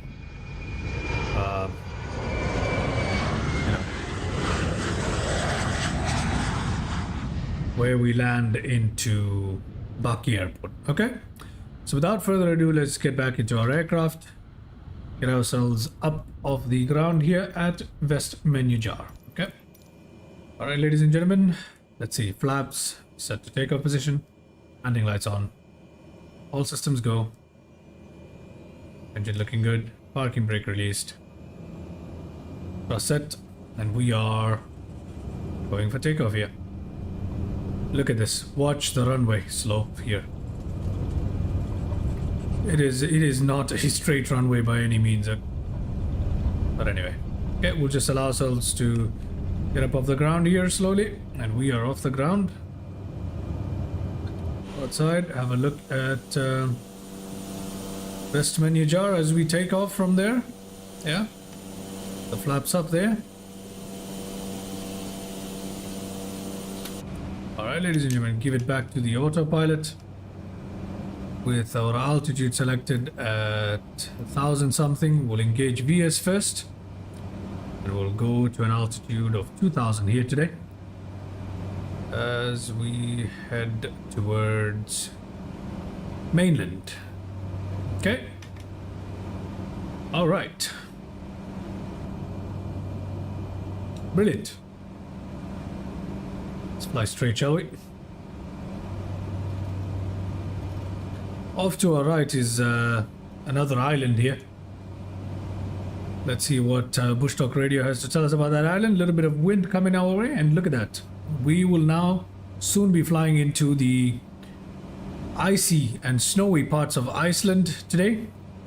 We've been enjoying the green so far. Now soon we'll be going into the snow. I'm excited for that, but let's see let's see first what Bush Talk Radio has to tell us about this island that we're passing right now. Okay. I think the one ahead, maybe? Yeah, maybe the one ahead, I don't know. Let's see what it says. The island has a size of 0.45 square kilometers, making it the third largest island in the archipelago. It has no permanent population and is not home to much wildlife except for an abundance of puffins. The larger and nicer of two buildings on the island is a hunting lodge, built in 1953 by the Alethi Hunting Association. There also exists an old storage hut and workshop built into the hill across from the lodge. It may have been used by biologists to store equipment. The lodge is often referred to as the world's loneliest house on social media. Despite a widespread misconception among foreign fans, the Icelandic singer and artist Björk does not live on the island. The misconception comes from a speech by the Icelandic Prime Minister, who in 2000 said he would be willing to allow Björk to live for free on an island in Breiðafjörður, which is also named Elie. The artist, however, never purchased that island or bought a house there, and she has no connection to the identically named Elie in Vestmannaeyjar. Okay, so the island that we just passed is not called Elidey, as I've been pronouncing, but rather Elie. Interesting. Okay, you learn something every day. Here we are. We're continuing on to find Baki Airport, where we'll. Well, now that we've just landed at West Manyajar. We won't actually land at Baki. We'll just fly over it. Okay. So let's see. Where is this Baki Airport? Okay, I think I see it right there. There is the Baki Airport, which we'll not land at today. There's no need for it, so you know, just a flyover, or rather fly by. We're not really gonna go over it, are we? Okay, ladies and gentlemen, there is Baki Airport, I believe. Oh my goodness, there's so many lines here, I can't even tell which one's the airport. Which one is the airport now? Oh, there it is. Oh, sorry, it's not there, it's right here. That is Baki Airport. We're flying over right now. This is the runway at Baki Airport. Okay, we won't be landing here or nor performing a touch and go. We literally just did that at West Manyajar, so we'll turn hard right now and continue on our trip. Look at this. To our left is the green and to our right is the white. So we're now heading into the snow. Excited to see a change of terrain, sort of. Gonna be interesting here. Watch our speed here. Okay, we're continuing on now. We have 17.5 nautical miles to Skogasander Airport, I believe. Skogasander Airport. 17.5 nautical miles away from Skogasander Airport, where we will perform a touch and go, not a landing, a touch and go, and continue on our journey. Yeah. Okay, at Skogasander, we'll perform a touch and go, depending on how lovely the airport actually is. But seems like a major airport. It has 4,000 feet of runway, plenty of space, so that'll be fun. As we cross on to the landscapes covered with ice here, you can also see some frozen frozen water, my bad, ice water, what kind of... Okay, some frozen water, some floating shelves of ice here. Very, very nice. I love it when the ice meets the water. Really great looking formations there. Okay.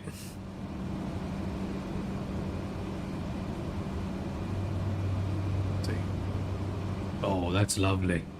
What a lovely looking piece of land there. It's incredible. Okay. Here we are. We seem to be following some sort of a formation here. I don't know what this is. Might be a road, might be a river, might be a frozen river, more likely. But we are flying along here as we head towards our next airport, where we'll perform a touch and go, ladies and gentlemen. Followed by that, we have a couple of interesting waypoints coming up, and soon after that we'll be heading on to land somewhere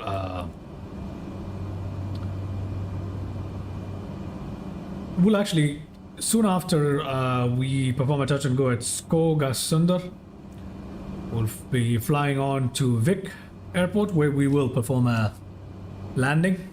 Then we'll fly on to a name I dare not pronounce, Kirkjubjar Kloster Airport, BIKL. I'm sure I just butchered that, but anyway. We will perform a touch and go, and finally we will fly into Hofna Airport.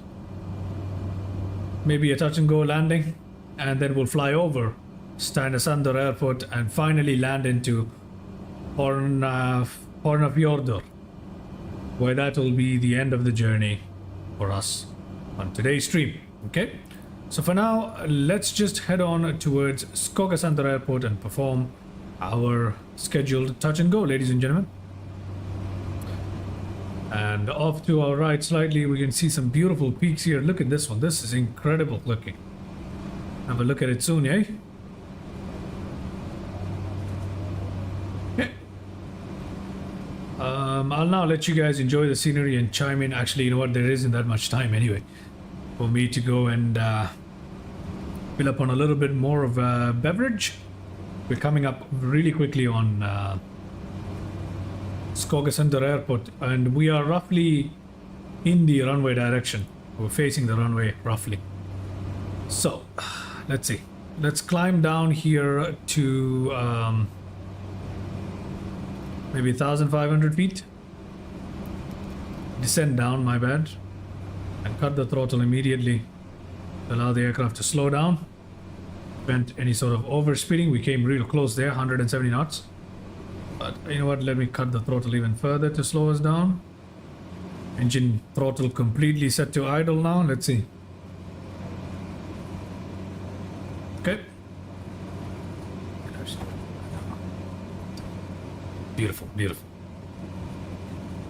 Okay, a lovely mountain off to our left now, eh?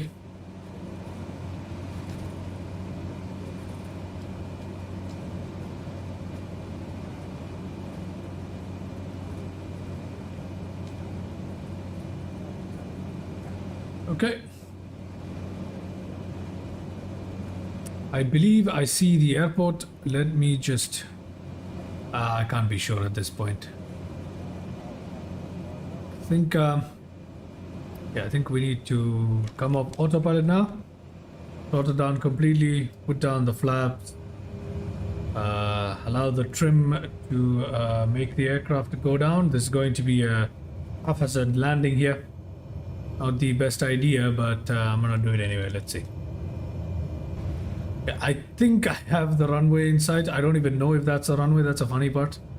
And here I am performing a complete descent into it.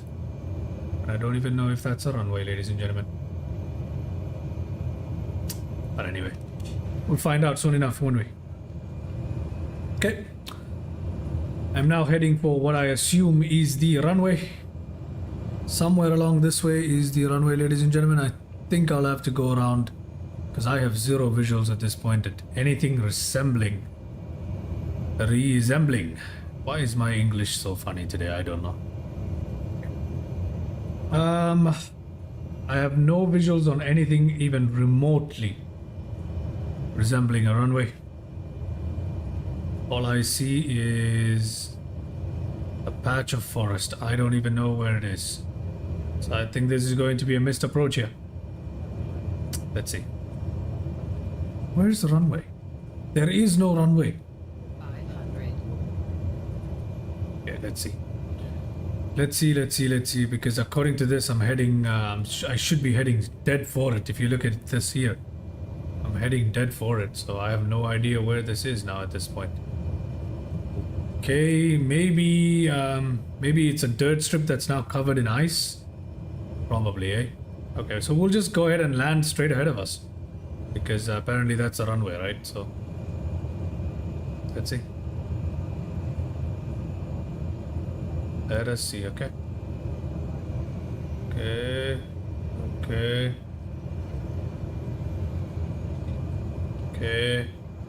Apparently the runway is here. I do not know. Let us just go ahead and land here then. In the snow, ladies and gentlemen. Okay.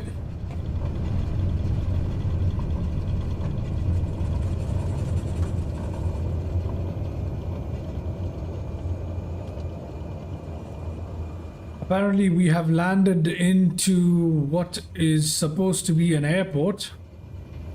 And all I see is snow, ladies and gentlemen. All I see is snow. And lots of it. We'll just turn around quickly and take off from here. I don't think there's anything to see here, so let's just get up out of here. Put our flaps back up to landing. Takeoff, yeah. And let's get up on out of this place. It's apparently an airstrip of some sort. Turn on the autopilot here. And turn on VS here as we climb up to 2,500 feet. Put our flaps back up here. And let's head on our journey, shall we? Okay, so apparently that was an airstrip. Yeah, So I didn't see anything, so I don't know, man. The trees look beautiful though, but here we are. We are continuing on our journey. Just 4.8 nautical miles away to our next waypoint. And here Bush Talk Radio should tell us a little bit of trivia. Let's hope that it does, eh? I don't think the particular waypoint is modeled well in Microsoft Flight Simulator. Okay, I'm gonna leave the altitude at 2,000 feet for now. Cut down the VS slightly. Okay.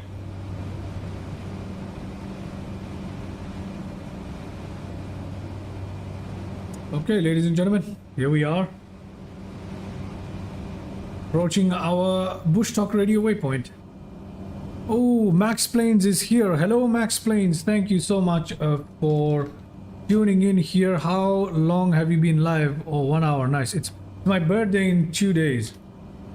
Happy birthday in advance, Max Plains. Happy birthday in advance, Max Plains. I hope you have a great birthday. And it's very good to see you, mate. You finally good to see you on a live stream here. Thank you very much for tuning in. And yes, I've been streaming for about 1 hour and 42 minutes now. Precisely 1 hour and 42 minutes. Great to see you, man. Great to see you. Hope you're doing well. Hope you're doing well.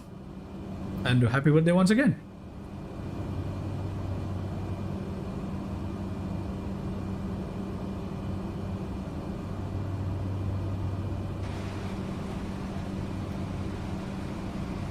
The 1973 U.S. Navy C-117D Solheim-Massanger crash, commonly known as the Solheim-Massanger crash, is a crashed U.S. Navy Douglas C-117D located in Solheim-Massanger on the southern coast of Iceland. The Supposed to be here. aircraft, which crashed in 1973, have remained relatively intact, leading to the crash site becoming a tourist destination. The accident aircraft was flying from Hornafjordur Airport to Naval Air Station Keflavik after delivering supplies for the radar station at Stockholm. En route, the aircraft encountered severe icing and the crew were forced to land on a frozen river at Solheim-Massanger. All 7 crew members survived and were rescued by helicopter, but the aircraft was written off. The unsalvaged remains of the aircraft were left at the sea. Hey, that's an interesting trivia right there, right? About the C-117D crash. The US Navy crash in Iceland. That's interesting. Shame that we can't actually see the wreckage of the aircraft, obviously, because it's not modeled in the simulator. At least we are able to learn that from Bush Talk Radio. And let us continue on our journey here towards our next waypoint. It's supposed to be a lighthouse, which I doubt is modeled in the simulator as well. So let's just see. Okay. Let's just see what we can learn about the lighthouse, even if we can't see it. I'm guessing one of these islands nearby there's a lighthouse. That's where that lighthouse is. And we'll learn about it in a short while as the aircraft comes. Is a lighthouse located on the central south coast of Iceland. The light station at Dyrley was established in 1910. The first lighthouse was a skeletal steel tower prefabricated in Sweden. The present lighthouse was built in 1927. The lighthouse consists of a square concrete tower, painted white with red trim. Integral keepers' quarters are placed on the left and right sides of the tower. The overall height of the tower is 13 meters.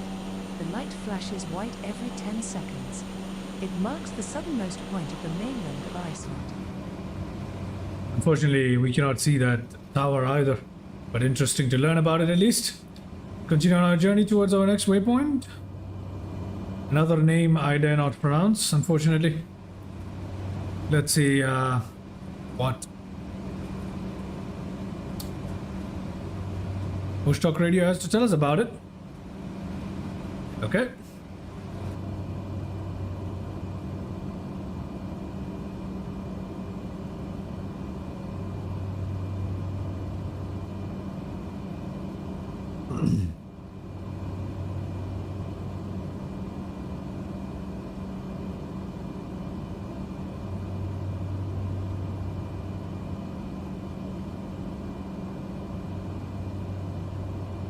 hide little nav map, shall we? So you guys have a better look.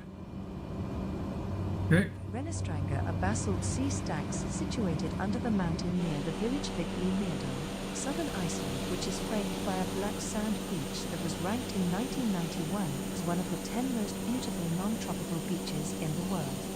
Legend says that the stacks originated when two trolls dragged a three-masted ship to land unsuccessfully, and when daylight broke, they became needles of rock.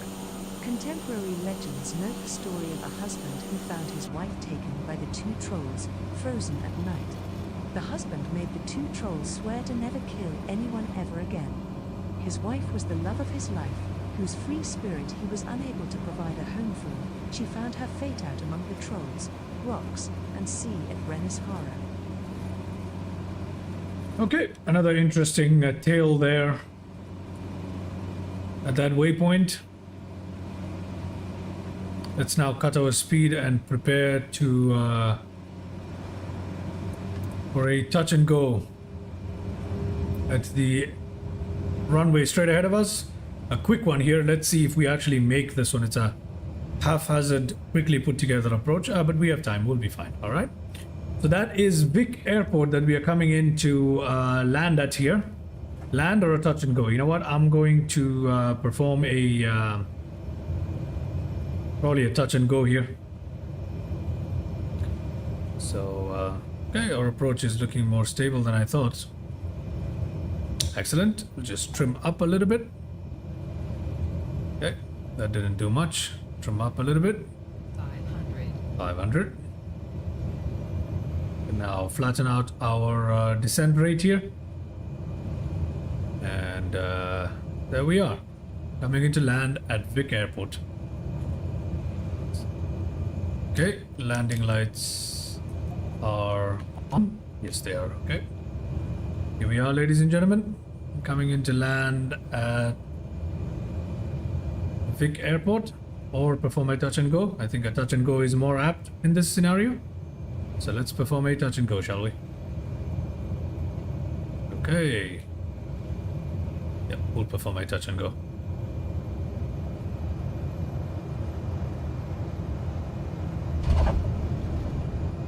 Well, that was more of a bounce and go. But there we go, ladies and gentlemen. Just touch the airport and we are off on our way again. Let's now take a hard right once we clear this mountain, of course, that is. Let's now take a hard right. And we will turn off the landing lights here. Now we'll turn a hard left, my bad. We'll take a hard left here. We'll head on towards Katla, the volcano Katla. But I'm pretty sure we'll learn something very interesting about it through the bush talk radio narration. But we'll fly now on to Katla. We'll learn about the volcano once we're over it. I think that's Katla straight ahead of us, eh? Okay, so we better gain some altitude here. Let's go up to 4,000. No, let's go up to 5,000 feet immediately. If that will help us. Yep, we're going as fast as we can. Let's see. Don't want to lose too much speed here. Okay. Okay. We are looking good right now as we head towards Katla, the volcano.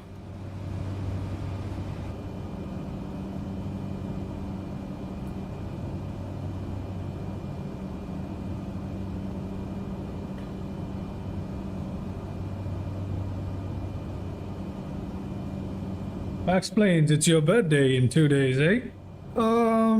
What stream would you like to see me perform on your birthday? You know what?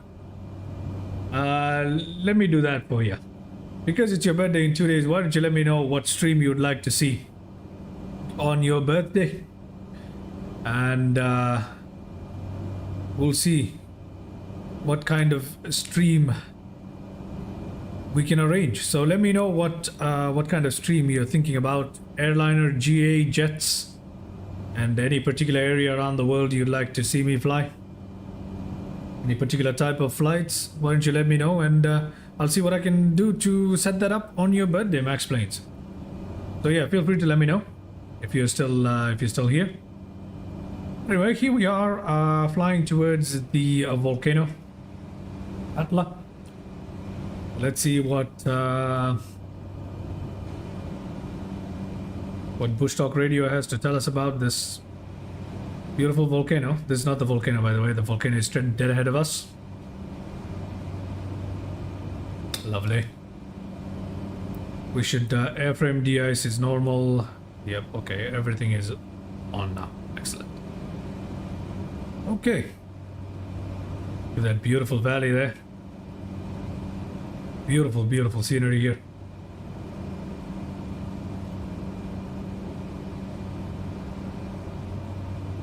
Let's see what Bush Talk Radio tells us.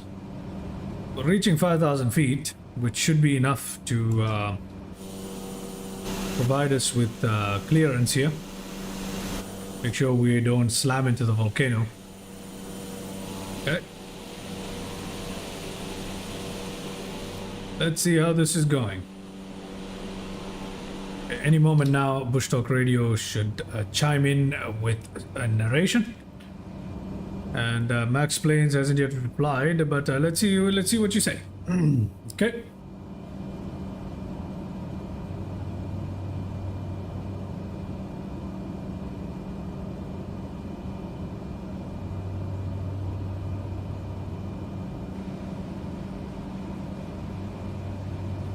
Okay, I cannot tell what kind of clearance we have because the snow is kind of misleading here, so I don't know if I'm crashing into the...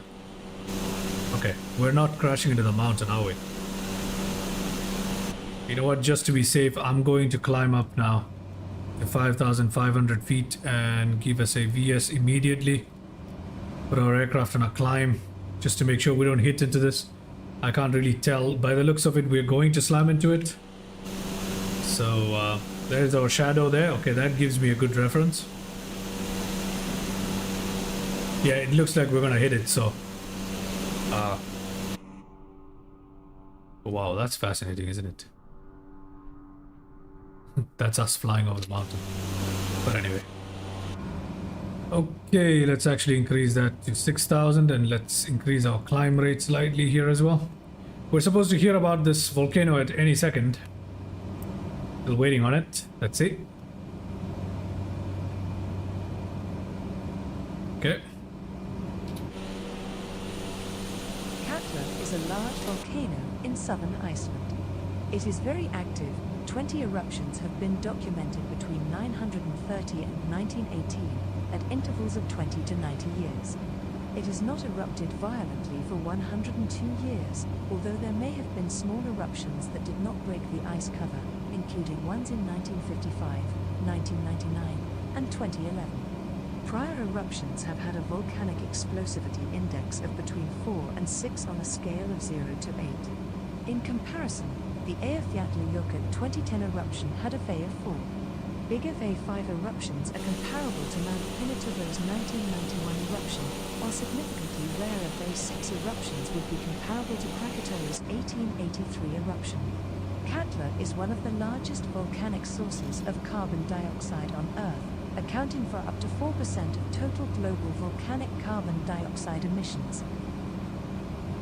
Okay, now that we've had a look at this lovely site here, a volcano, let's continue on our journey. Look at that, our shadow in the ice. Ice can be very, very disorienting if you're not careful with it.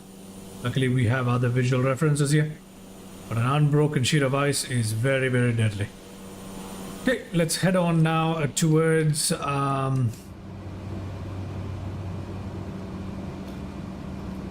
next waypoint, which happens to be an airport with a name that, oh my goodness, it's named Kirkjubøy-Jarkloster Airport. Okay, I think that's how you say it. I'm pretty sure I've done something wrong with that, but we'll head on to that airport where we will come to a complete stop here. It is quite a way away at 29 nautical miles. So we will fly towards the airport and come to a complete stop, ladies and gentlemen, where we'll have a look at the fuel levels, have a look at the aircraft to make sure everything is all good, which it should be. It's not well modeled enough to worry about systems damage and things like that. It's a basic model, but nonetheless, we'll go through the motions there, and then we'll carry on our journey. And I believe we are past our halfway point for today's stream. No, actually, no. You know what? When we reach the airport BIKL, I'd say that when we reach the airport BIKL, we'll be at halfway point for today's Icelandic coast tour leg. Okay. So we'll just wait to reach that particular airport. And for now, ladies and gentlemen, just enjoy the views, eh?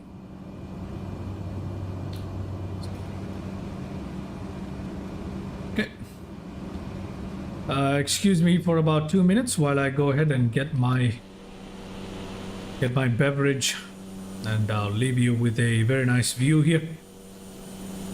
There you go. That's a lovely view, isn't it? Yeah, I'll be back momentarily.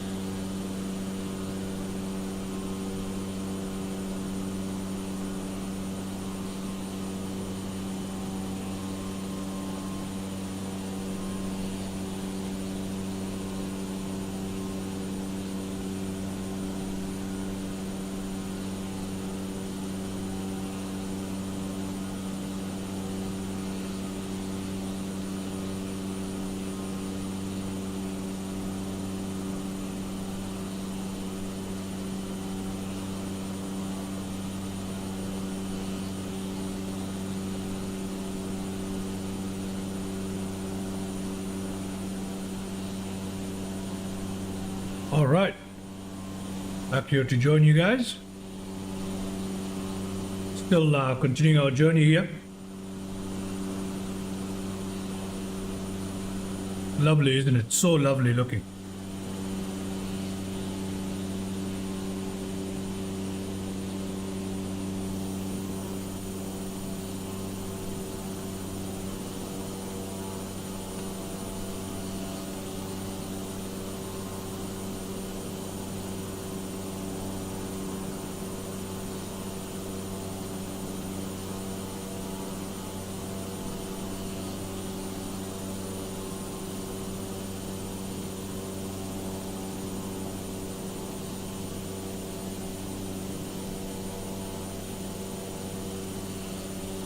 Okay, let's have a look from within the cockpit, shall we?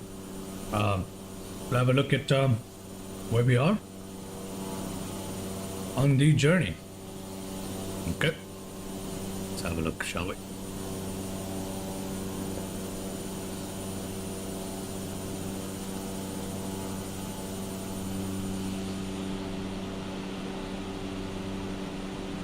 Okay, we're about halfway to our destination airport here, BIKL. We are coming up on a patch of land that is not covered in snow. I think that's where the airport is, I'm not too sure. We'll find out, won't we? Okay. Let's head back inside.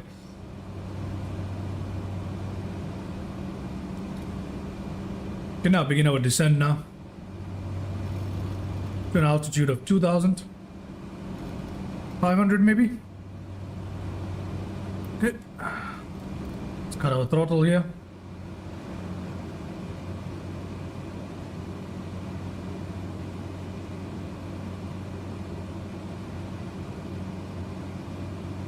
Okay. Lovely scenery once again here, ladies and gentlemen. Really, really beautiful.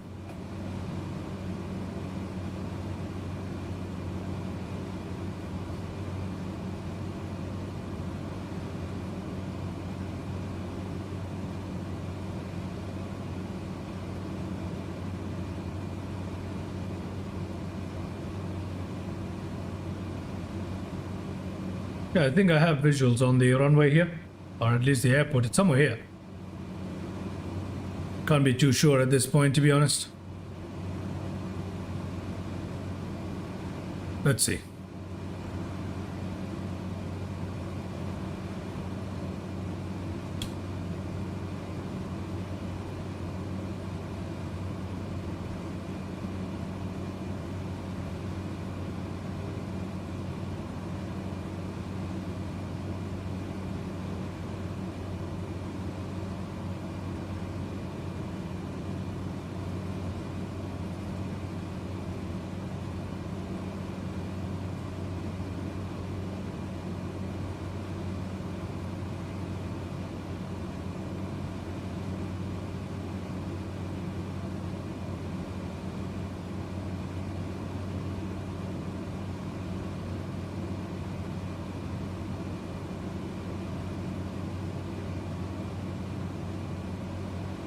Okay. I still have no visuals on the runway for sure. To be honest with you, it is very difficult to do this. Keep a track of runways in Iceland, next to impossible. Let's increase our VS here, cut down our throttle. Let's see if we can locate this particular runway. Oh my goodness.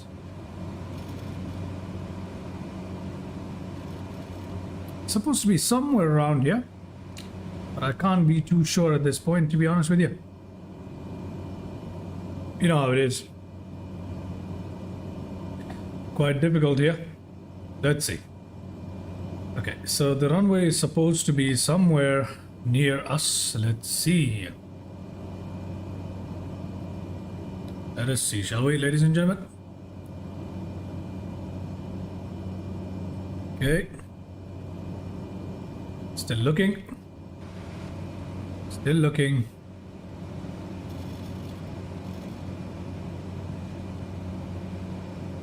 And still no visuals. Nothing. This is crazy. Where is this particular airport?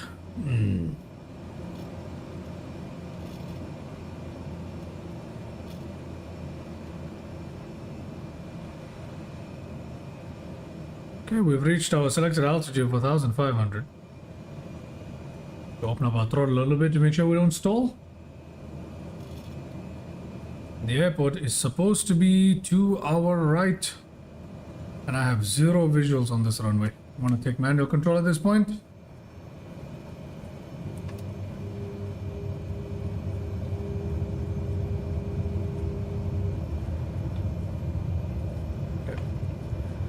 Okay, our trim is all over the place. But let's see. Where is this airport? My goodness, why am I having such a hard time locating this particular airstrip? Ah, okay, I see it now, finally. I have visual on it.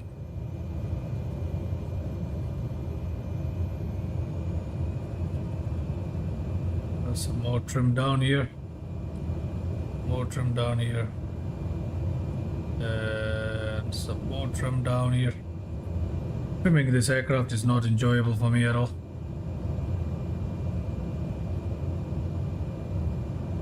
Okay, I have trimmed it down too much now. See how this works? I don't know why I can never trim this aircraft accurately. My rocker switch does not allow me to trim this aircraft properly. Okay, but for now I think I have a decent level of control on it. And ahead of us is the airport, BIKL, I believe. Yep. Lovely town off here to our left. Look at that. Lovely. Anyway, Let's now go ahead and land. It's supposed to be 2,800 feet long here, 2,847 feet long runway. Excuse me. Long runway here, 2,847. Let's see if that is enough for us to perform a decent landing. If not, we'll convert into a touch and go, and we'll come up right over the runway. Okay. Okay. It seems to be the snow is very, very disorienting for me. Anyway, let's see. Let us see. I love flying in the snow, but I feel like the textures can be a little better.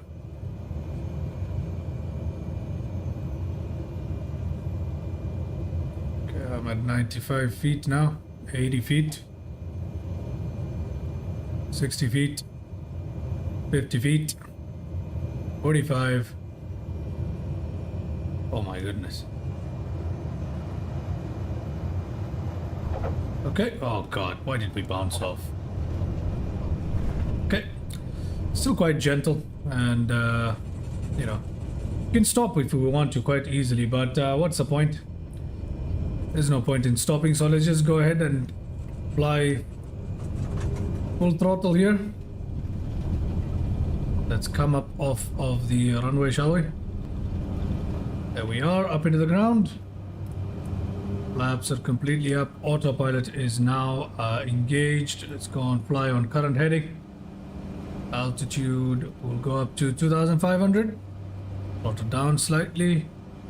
PS right there. We are back on our way, ladies and gentlemen. There's the airstrip we just landed into.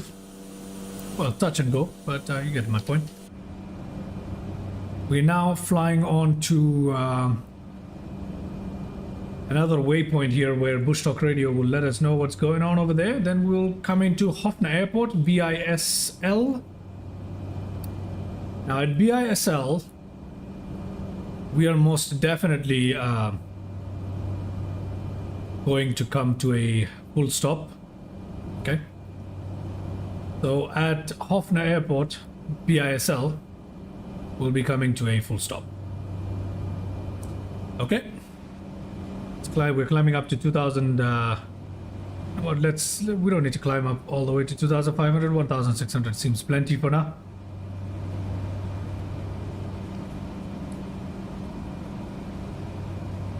So here we go.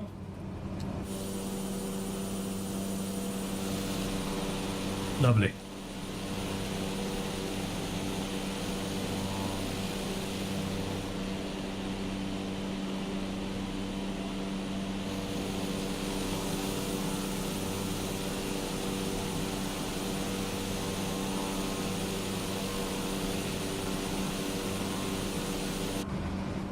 Okay, we're flying pretty fast here. Just throttle down slightly. Make sure we don't overspeed here, especially because of the wind. So I've throttled it down. Okay, maybe a little bit more here. Yeah, that's better. Give ourselves a bit of safety margin. Now we can go ahead and enjoy the views outside. Roughly 17 excuse me, roughly I would say around 9 nautical miles left towards our next waypoint where Bush Talk Radio should chime in. Followed by that, another 13.6 nautical miles to Hofna Airport, or BISL, where we will perform a landing and come to a full stop. Okay. Enjoy the views.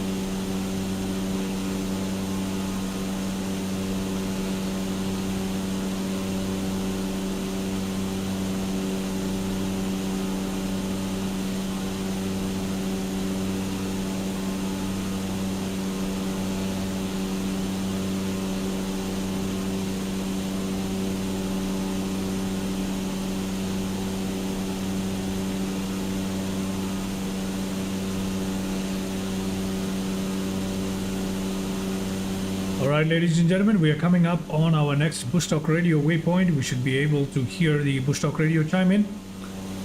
That should happen any minute now, so let's go ahead and get inside the cockpit so we can hear Bush Talk Radio a little better. Yeah? Okay, here we are. As we come upon the waypoint. Let's see.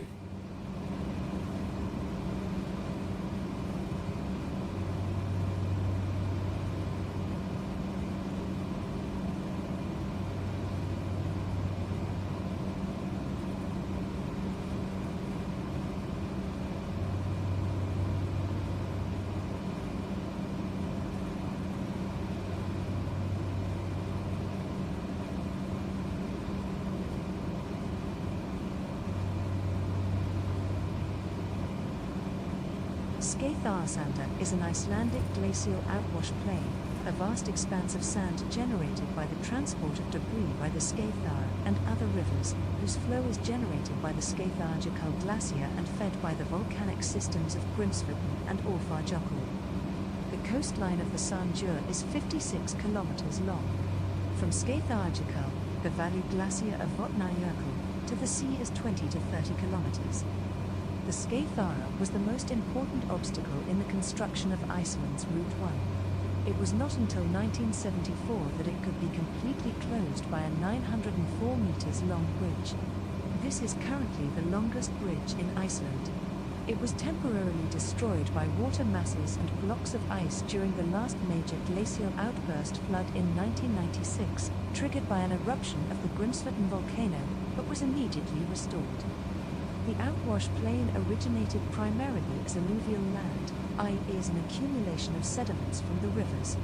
The sediments deposited here in the Holocene alone range from 100 to 200 cubic kilometers.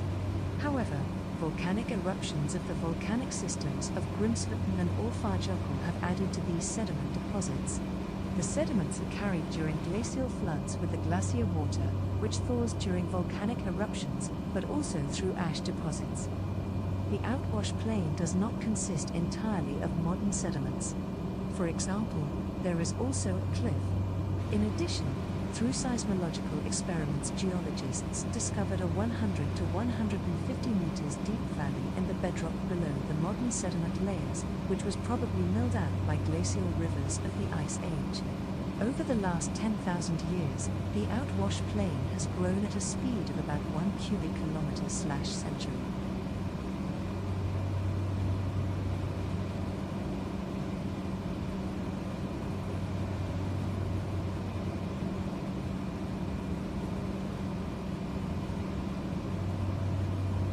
All right. We continue on to our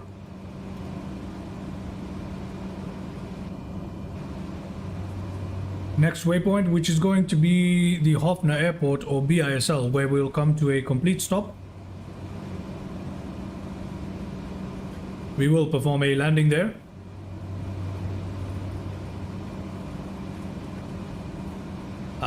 The airport is somewhere at the foot of these hills. Okay, it's somewhere near the foot of these hills here. In fact, if I'm seeing this, I think it should be right here. Yeah, it should be right here. That's where the airport should be. So what we'll do is, as we near the airport, we'll fly out to our right and then perform a 180-degree turn to come back into the runway. We'll perform a landing into runway 34. Yep, at runway 34 at Hofna Airport, or BISL. Okay, sounds like a plan for now.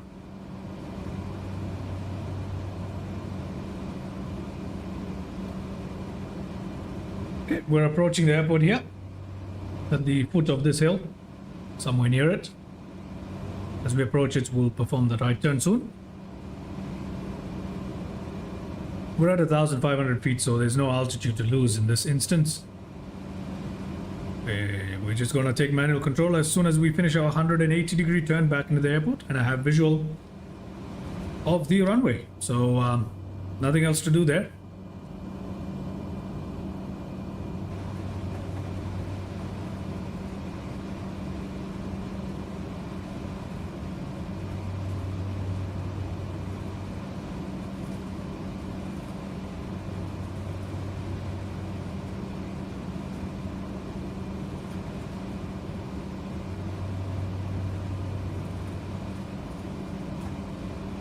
Okay, ladies and gentlemen, we are nearing this airport at this point. We're coming in perpendicular to the runway that we wish to land at. Although we still don't have a visual of the runway yet, just not quite yet. It'll be somewhere here. Right, should be somewhere here. Let's see. As soon as we have a visual on the runway, we'll begin our turn to the right. Hard right.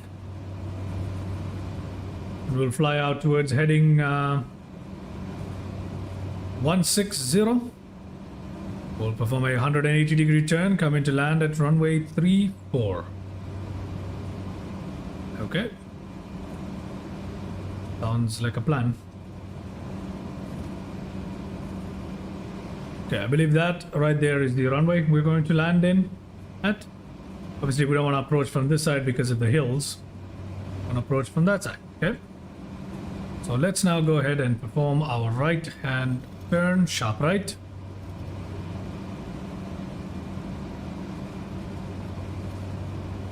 Okay, that should take us roughly towards heading 160. And from there, we'll perform another 180-degree turn to turn into runway 34 on... there we go, ladies and gentlemen, there we go. Beautiful, isn't it? Absolutely stunning stuff. But anyway. Let's have a look, ladies and gentlemen.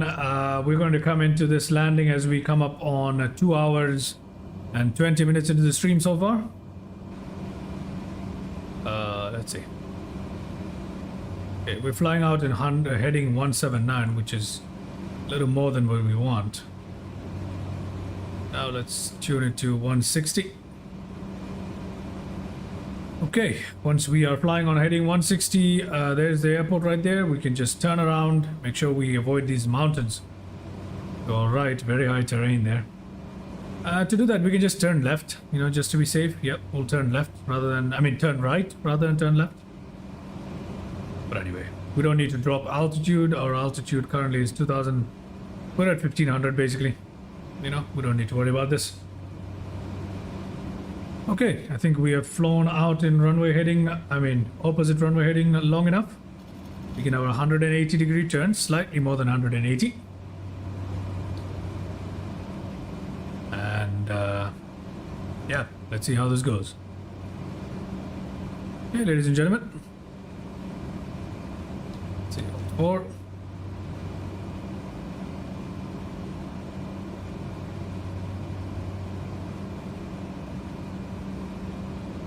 Should adjust the default view for Alt 3, shouldn't I? Ah, there it is.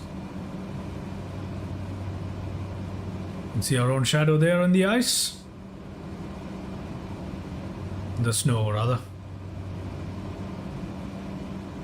Shadow makes us look like an X1 bullet, doesn't it? Anyway. Go ahead here.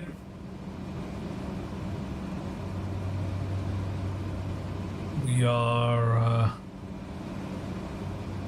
okay, the runway is all the way there, so let's take manual control here. Cut the throttles completely.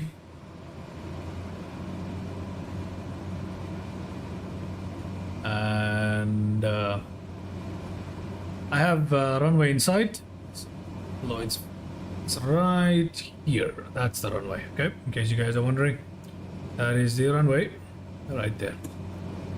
Okay, let's bleed off our speed. Push down the flaps here. Turn on the landing lights.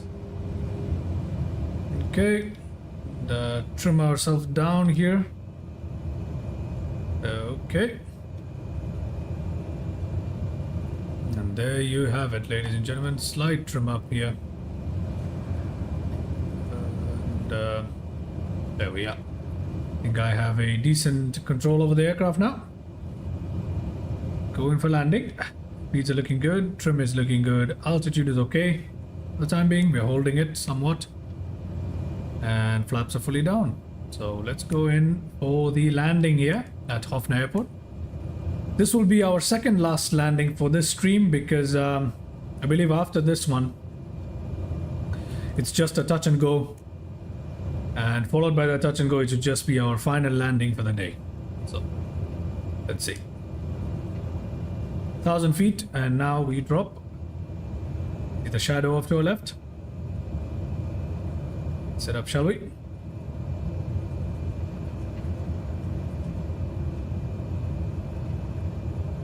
Let's actually sit a little behind here. Okay, runway is right there. I don't think we have a crosswind. Yeah, we don't have much of a wind. Okay, so we'll be okay. Yep, no wind. Might have a slight wind, but nothing too disastrous. Okay. 500 feet, and we are dropping. Radio altimeter around telling us we are at 300. Okay. 200. That's a little too low right now, so okay, that's actually fine now. 200. Let's continue dropping here.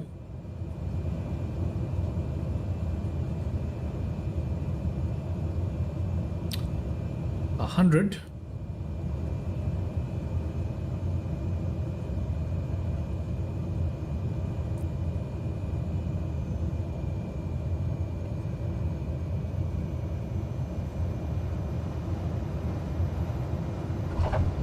Come on.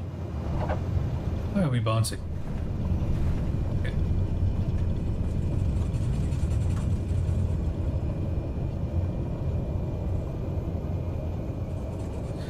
None of the airports that we have landed at so far in Iceland have been straight. Not one.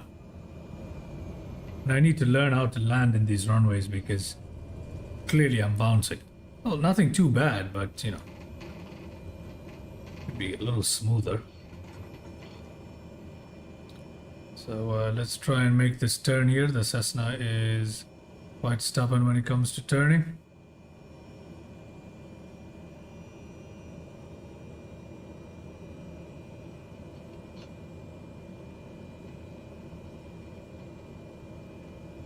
That is the tightest I can turn this thing. So, okay. Before we take off, let's come to a complete stop here. Line up with the runway. Parking brakes down. Flaps can come up to takeoff position. Landing lights can remain on. Let's have a look at the fuel. Okay, we've got plenty of fuel for the journey that's remaining on this live stream. And more, to be honest. So from here, let me just quickly show you guys nav map. Thank you, Anas Shahid, for the comment. Looks amazing. Yes, it does, sir. Yes, it does indeed. Okay. Okay.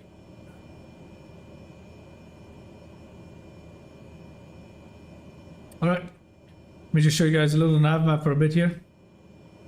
We are currently at this particular airport here, BISL Hofna Airport.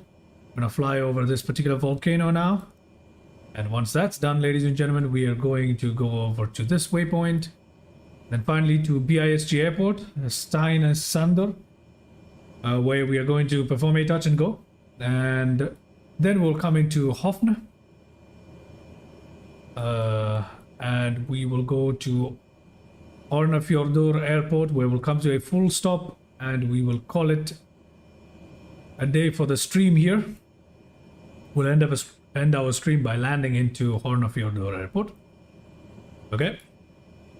So for now, let's take off out of Hofna. What we'll do is we'll perform a circle. We'll loop around by going to the right, and then we'll head out over onto this volcano. We're looping over just to gain enough altitude to clear this peak here. So we'll take off and immediately turn right, yeah? Right. Okay, with that I can hide a little nav map here. for you guys. There you go. Get back in here. Then the heading here. As a matter of fact, let's turn the heading to the right, because we know we need to turn immediately right after takeoff. Altitude can be set to 5,000 feet in advance. Make sure we have enough room. Actually, we'll go to 5,500. Okay. Excuse me. Okay, and we are ready for takeoff. Ladies and gentlemen, our final takeoff from full stop here for this stream. Okay, release parking brake and thrust set. Let's get up out of the ground, shall we? A little bit of a wind, but not too much, as you can see from the windsock. Ooh, we nearly ran off the runway there. There's another windsock right there. Woo! Okay, every time I look at the windsock, we tend to run off the runway. But anyway, here we are, and there's a lonely peak dead ahead of us. How lovely does that peak look? Okay, anyway, let's turn on autopilot here. Heading mode is on, VS, and let's climb, ladies and gentlemen. Push our flaps back up. Okay. Let's climb first. I wonder what that lonely peak off to our left is. Wonder whether we'll ever reach it. Oh, wow. That's beautiful, isn't it? That lonely peak right there. Off to our left. Okay, anyway. Let's, okay, we are heading out here. And,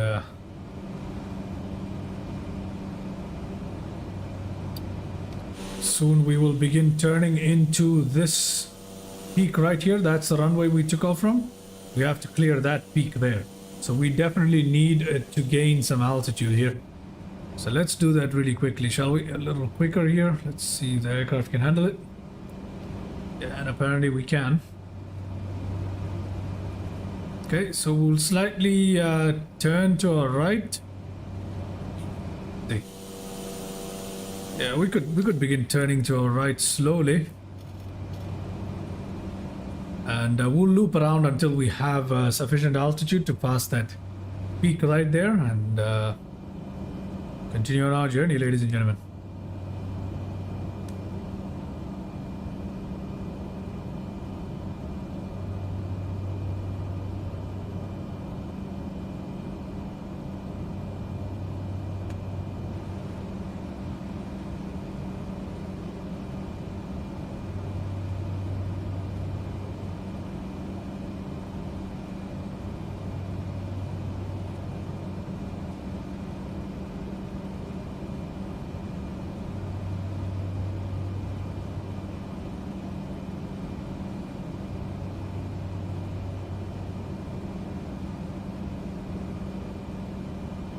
Okay, we continue to ascend here. Let's now turn hard right over the airstrip where we took off from. Don't think we'll be able to see it. Let's go outside and check on it. Yep, the airstrip we took off from is... Where is it? Ah, it's somewhere here. There it is. There's the airstrip, okay? That's where we took off from. Okay, we continue on our journey here, ladies and gentlemen.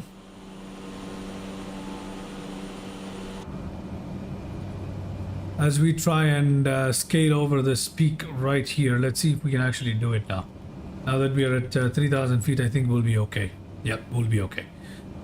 So now we can directly proceed to climb over the volcano, and we'll hear the bush talk radio tell us a little bit of trivia about this particular peak. There is the airstrip we just took off from. Don't think any of the passengers can see it. Yeah, I don't think the passengers are able to see the airstrip at all. Can they? Can they not? No, they can't. Yeah, it's dead ahead, so even from the cockpit it's impossible to see it, so yeah, cannot see it. Never mind. There it is. the airstrip, or rather the airport, BISL, where we just took off from. Okay, there it is, ladies and gentlemen, there it is. Just 2 runways in this vast expanse. Okay, here we are climbing on towards the mountain that we want to fly over right now. And 5,000 feet is definitely not enough. Let's go 7,000. BS up to get us over this mountain.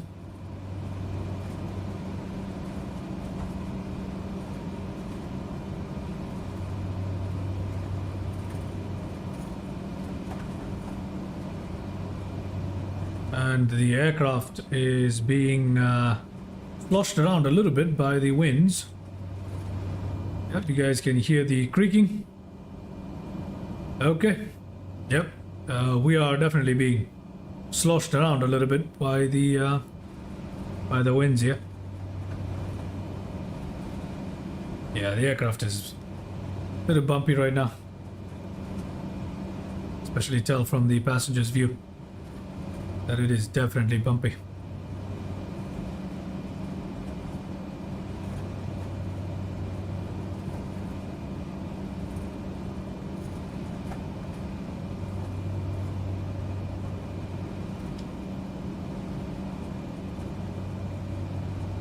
Okay. We are at 7,000 feet and this still does not look like it's enough to scale this peak, to be honest with you. So I'm actually gonna go up to 8,000 here. Continue climbing, because you never know. Let me go outside and have a look. Yeah. Probably continue climbing here, which we are. But the aircraft is now creaking and rattling. So we get pushed around by the winds here.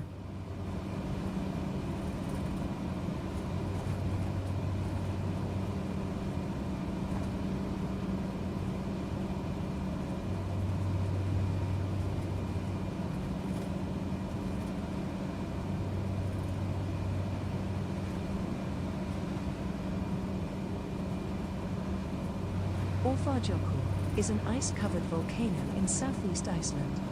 The largest active volcano and the highest peak in Iceland at 2,110 meters, it lies within the Vatnajökull National Park and is covered by the glacier.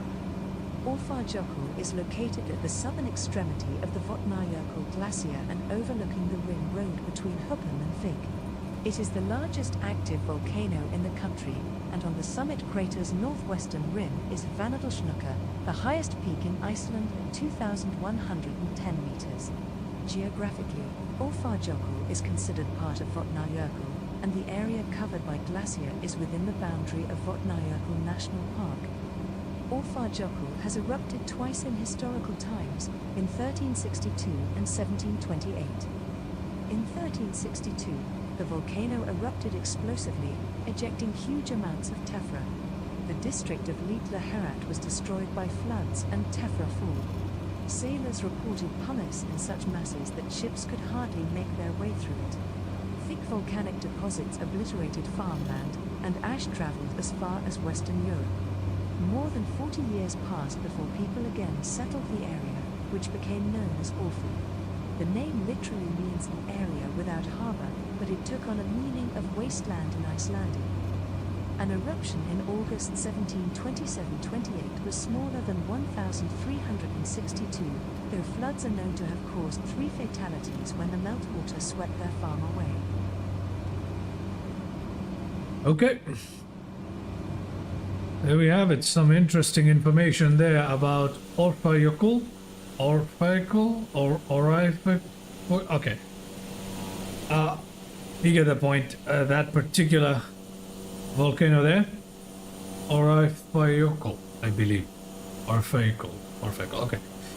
Anyway, let me not continue butchering the name. But that is that volcano, looking beautiful there. We heard quite a bit of information. And a very interesting looking peak here, very jagged, coming out of the landscape. With that, ladies and gentlemen, we continue on our journey.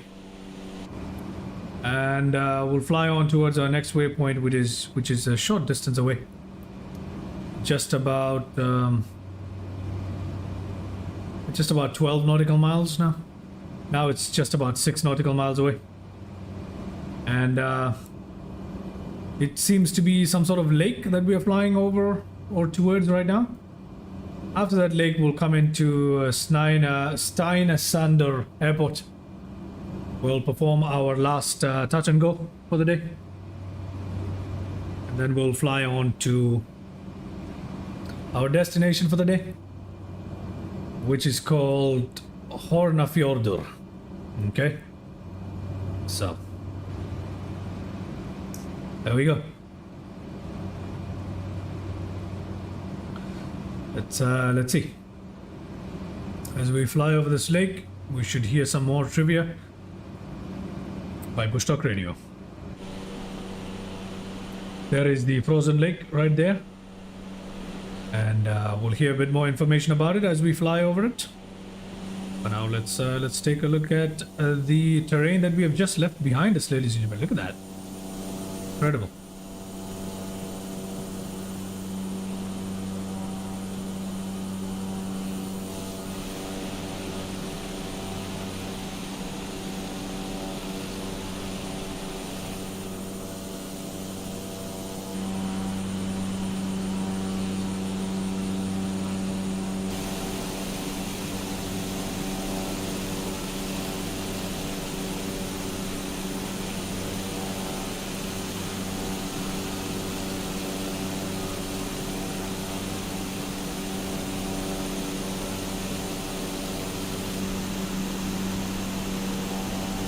There's the lake right down under us.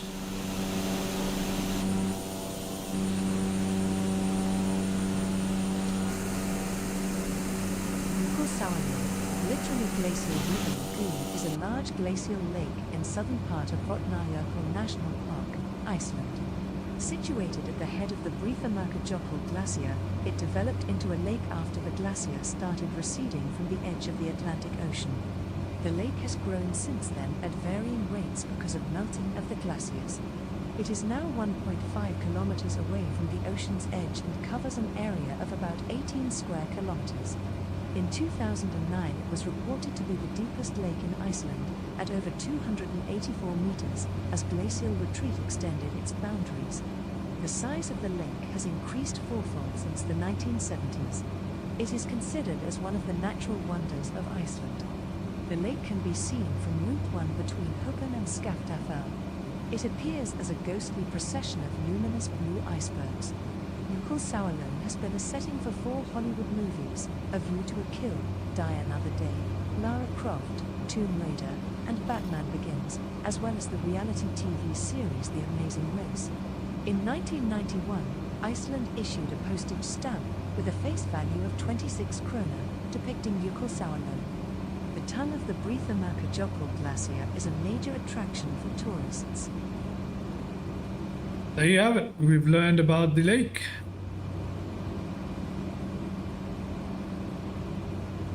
Jökulsárlón.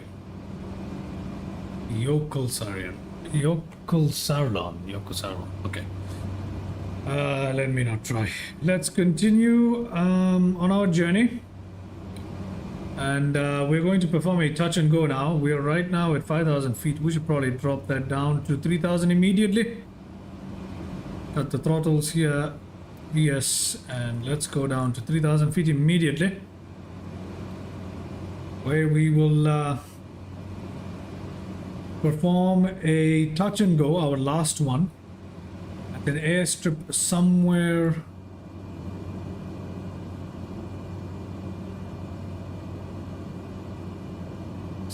along here. Yeah, it's somewhere here, that's all I know. The airstrip is somewhere here, but I can't tell you much more than that. So yeah, let's go ahead and perform the touch and go. Let's turn slightly out here. We're gonna have to use this pocket of flat terrain to perform this touch and go. But anyway.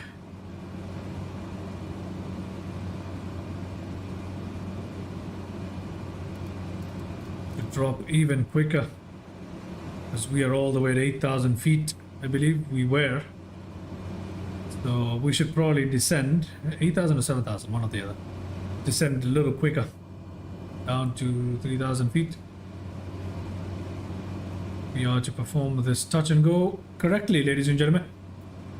And we are flying in, not in the runway heading, but the opposite of runway heading, so that's going to be interesting here. You know what, we'll actually fly into this valley here, perform a loop and come into land, because I know that the airstrip is somewhere here. Where exactly, that, ladies and gentlemen, is a question to be answered. Okay, so for now I have no visuals on this. I don't know where it is, but we won't worry about it too much, because we're gonna head into the valley first. So we'll do that, and we'll allow ourselves to descend. We'll actually descend down to 2,500. Okay, let's make the hard right. Okay, the airstrip is supposed to be somewhere below us. I have no idea where it is. Our airspeed is climbing here. Okay, not exactly, but it remains high. The throttle is completely idle here. But, oh no, that's not a good idea, is it?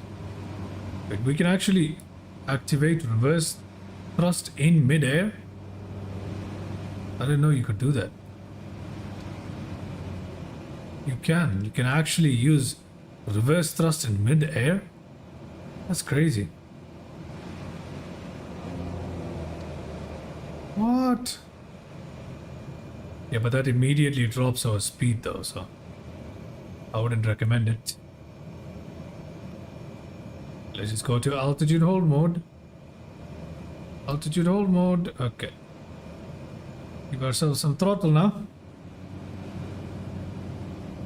Okay, and we are holding altitude and we are going to perform a turn. You know what?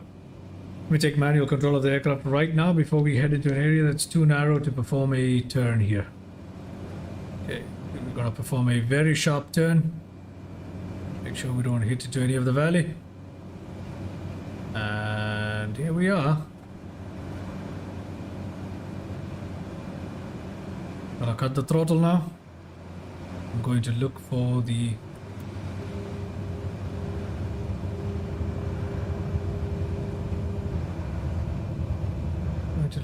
airstrip now. Because somewhere here is an airstrip, which is supposed to, oh my goodness, it's only 547 feet. Okay, there's no way I can land here. There's no way I can land here. I don't even think I'll be able to perform a touch and go at an airstrip that's only 547. And to make matters worse, 500. It's most definitely covered in snow here. So I'm going to keep looking for this particular airstrip here.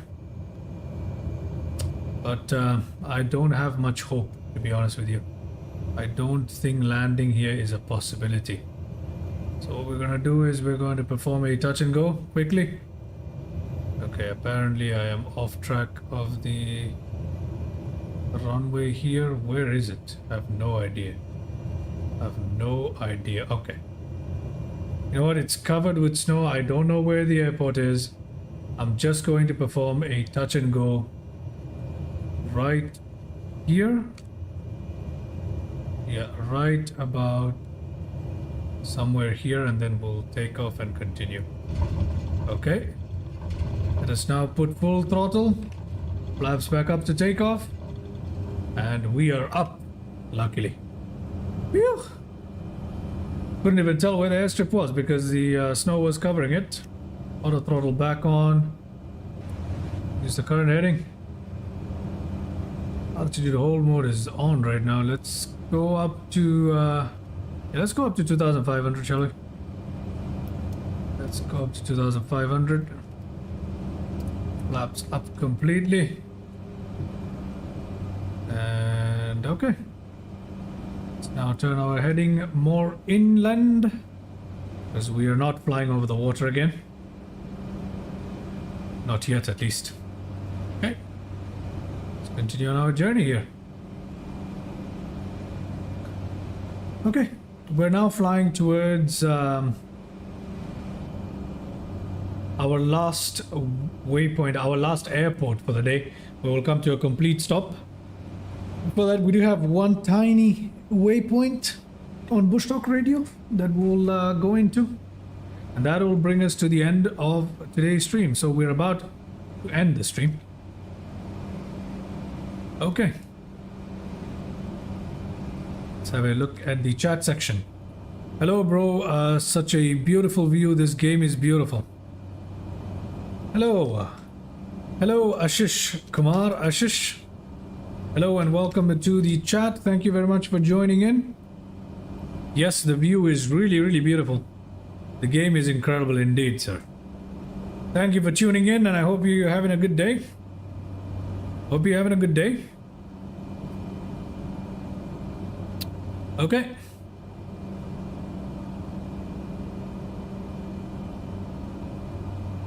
All right. We continue here. It's a little bit bumpy, but you know, nothing too bad. We're holding altitude 2,500 and a lot of wind hammering us now. The first time we're getting a real wind here. We're using live weather, probably that's why. The speed, we have to be mindful of it. But anyway, we're continuing on our journey to Hofna. Hofna, there's a little Bush Talk Radio waypoint where we'll learn some stuff. And then we'll turn in and land at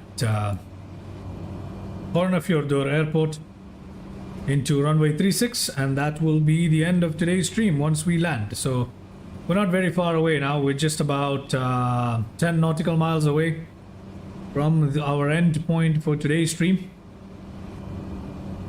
We have been streaming for 2 hours. We're coming up on 2 hours and 50 minutes. 2 hours and 50 minutes. So probably our stream will end today at about 3 hours and 10 minutes or something. Maybe less than that. Maybe 3 hours. But anyway, we'll soon end the stream. Okay.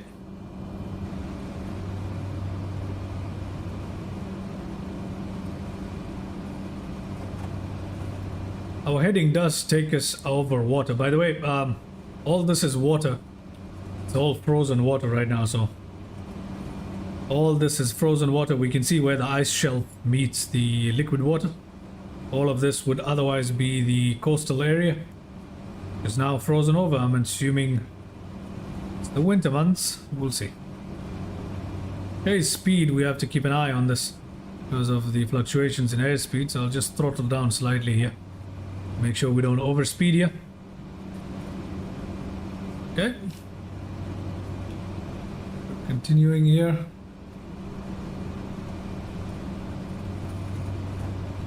Okay, we should throttle down slightly. Our speed is continuing to rise here. Okay. This is better.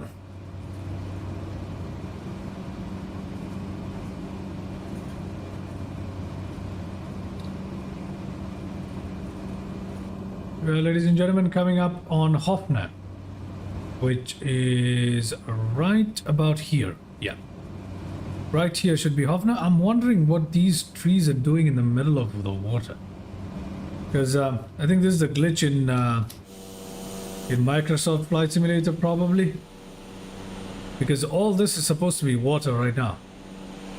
Yeah, all of this is supposed to be just pure water. And it's telling us that there are trees here. That doesn't seem right. That does not seem right. That's Hofna right there. Hofna. I don't know how to spell it. I mean, I don't know how to pronounce it. Pronounce it. Excuse me. But yeah, the airport should be somewhere here, I assume. Yeah, somewhere along this. But this certainly should be a glitch. There are no trees here. All of this is this part of the coastal waters. But anyway, I think the snow has confused Microsoft Flight Simulator into building something here, or maybe that's how it is during this season. I have no idea. Okay, we continue our flight here, ladies and gentlemen. About to come to an end.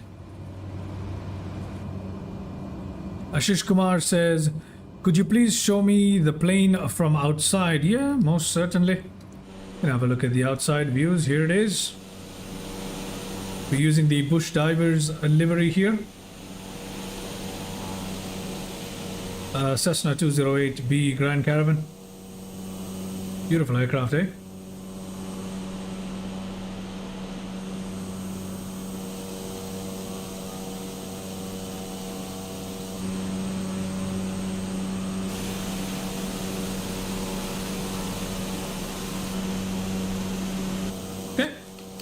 Head back inside as we come into Hofna. Oh, there is the airport right there. That's where we will be ending today's stream, by the way. But just before we do, we'll learn a little bit about the area where we are in. Okay, once we finish listening to that narration by Bush Talk Radio, we'll turn out right, go over the coastal waters, then perform a 180-degree turn and land back into runway 36 right here, okay? So first, let us listen to what Bush Talk Radio has to say. Okay, still waiting, Bush Talk. Let's see. Should start any moment now. The town is the second largest in the southeastern part of Iceland. It offers scenic views of the largest ice cap in Europe by volume. The name means harbour, and it is a fishing port surrounded on three sides by the sea, with beaches on a long shoreline to the southeast. Shoals and glacial rivers traverse this area, with many shifting lagoons and sand reefs being formed. It is one of very few harbours in the southern part of Iceland, and it needs to be navigated with care due to the changing pattern of shoals. Dredging is an essential requirement to remove sand. That's a town, by the way. Accumulated near the harbour so that ships can safely moor. Yep, that's the town of Hofna. And here we are turning right out onto the waters here, and we should be roughly flying parallel to the runway now in the direction roughly 18, yeah, roughly 180, 177. We'll now turn into face runway 36 and we will come to a land. We'll come to a stop, we'll perform a landing. That'll be it for today's stream, yeah?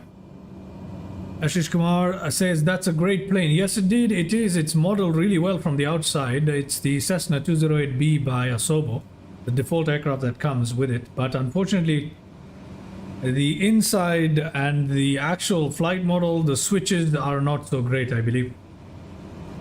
Many of the controls are inoperative. Yeah, many of the stuff here are inoperative. And yeah, there's very little that you can do. It's not exactly a study level aircraft. Obviously, it comes free with the simulator, and it's developed by Asobo, I believe. But anyway, it has a very nice outside. The model outside is incredible. The actual modeling is incredible. Look at that.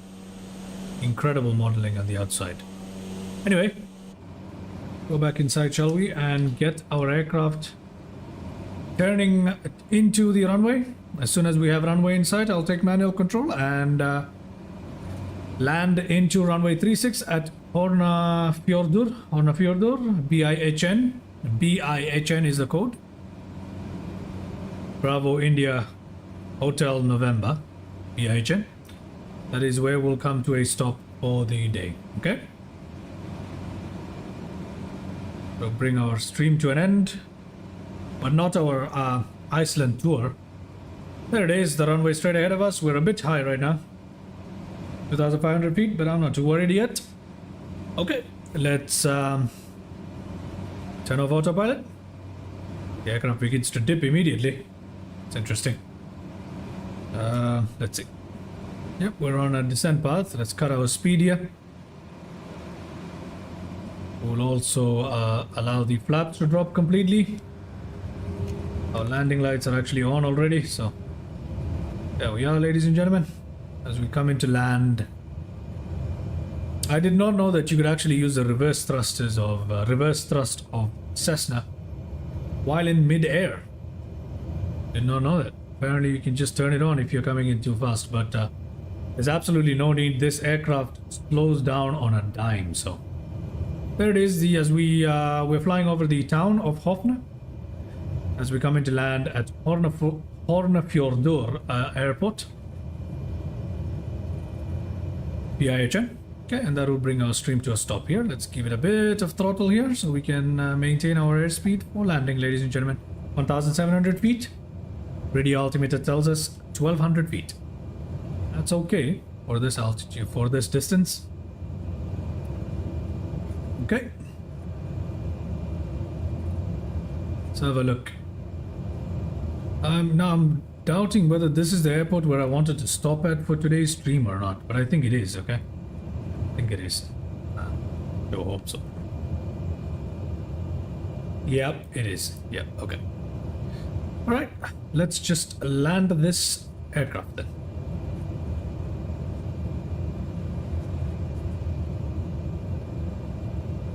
Okay, our airspeed is looking okay.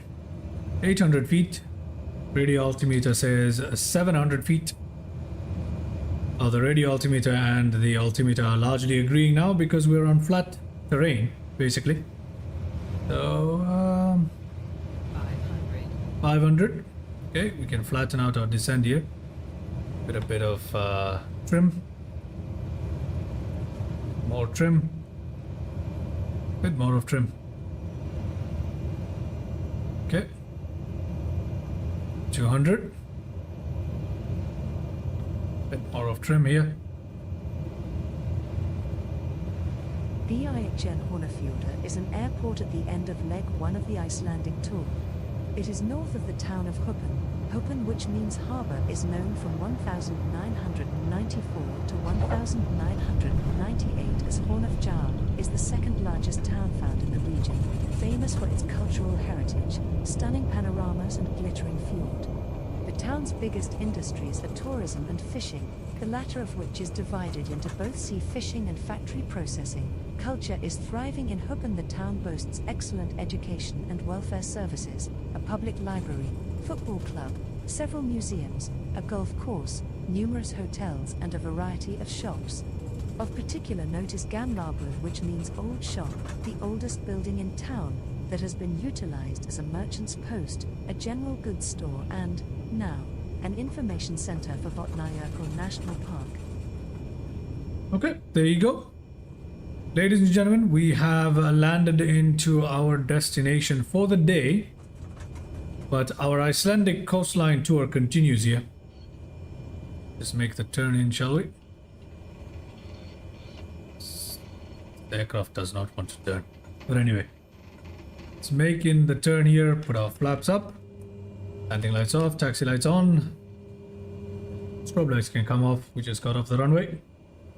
And lights remain on. Here we are, we've come into the airport. Let's just stand left here.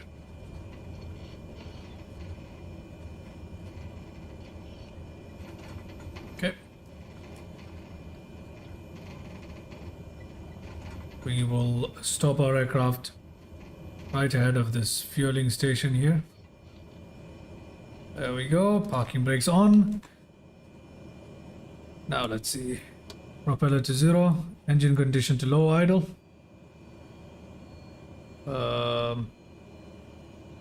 Heater heats can come off, airframe de-ice can go off, de-ice mode doesn't stay on 0. Anything else? Let's see. We can cut off our engines here.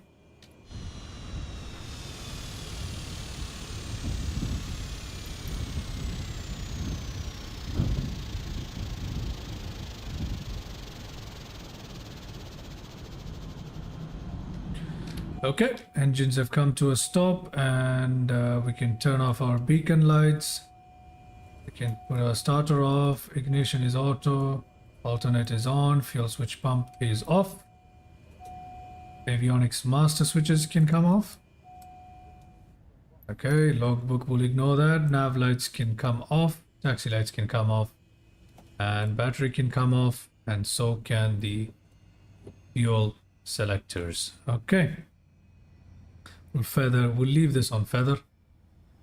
Yep, and the Propeller is actually feathering. We can actually see that happening. There we go. Propeller is being feathered. And propeller has been feathered. Let's make sure parking brake is on. Parking brake is on, ladies and gentlemen. And there we are, ladies and gentlemen. We have made it into Hornafjordur here. Okay. And that brings our stream to an end here today. Ashish Kumar, simply satisfying. Thank you very much. I am glad you enjoyed it. I'm glad you found that satisfying. Anas says, that's beautiful. Great stream. Thank you very much. Ashish said, excellent approach and landing, man. Thank you very much. Thank you very much. I hope you guys enjoyed today's stream. And let me just quickly open NavMap and show you guys where we are. We are right now at Hornafjordur here in Iceland.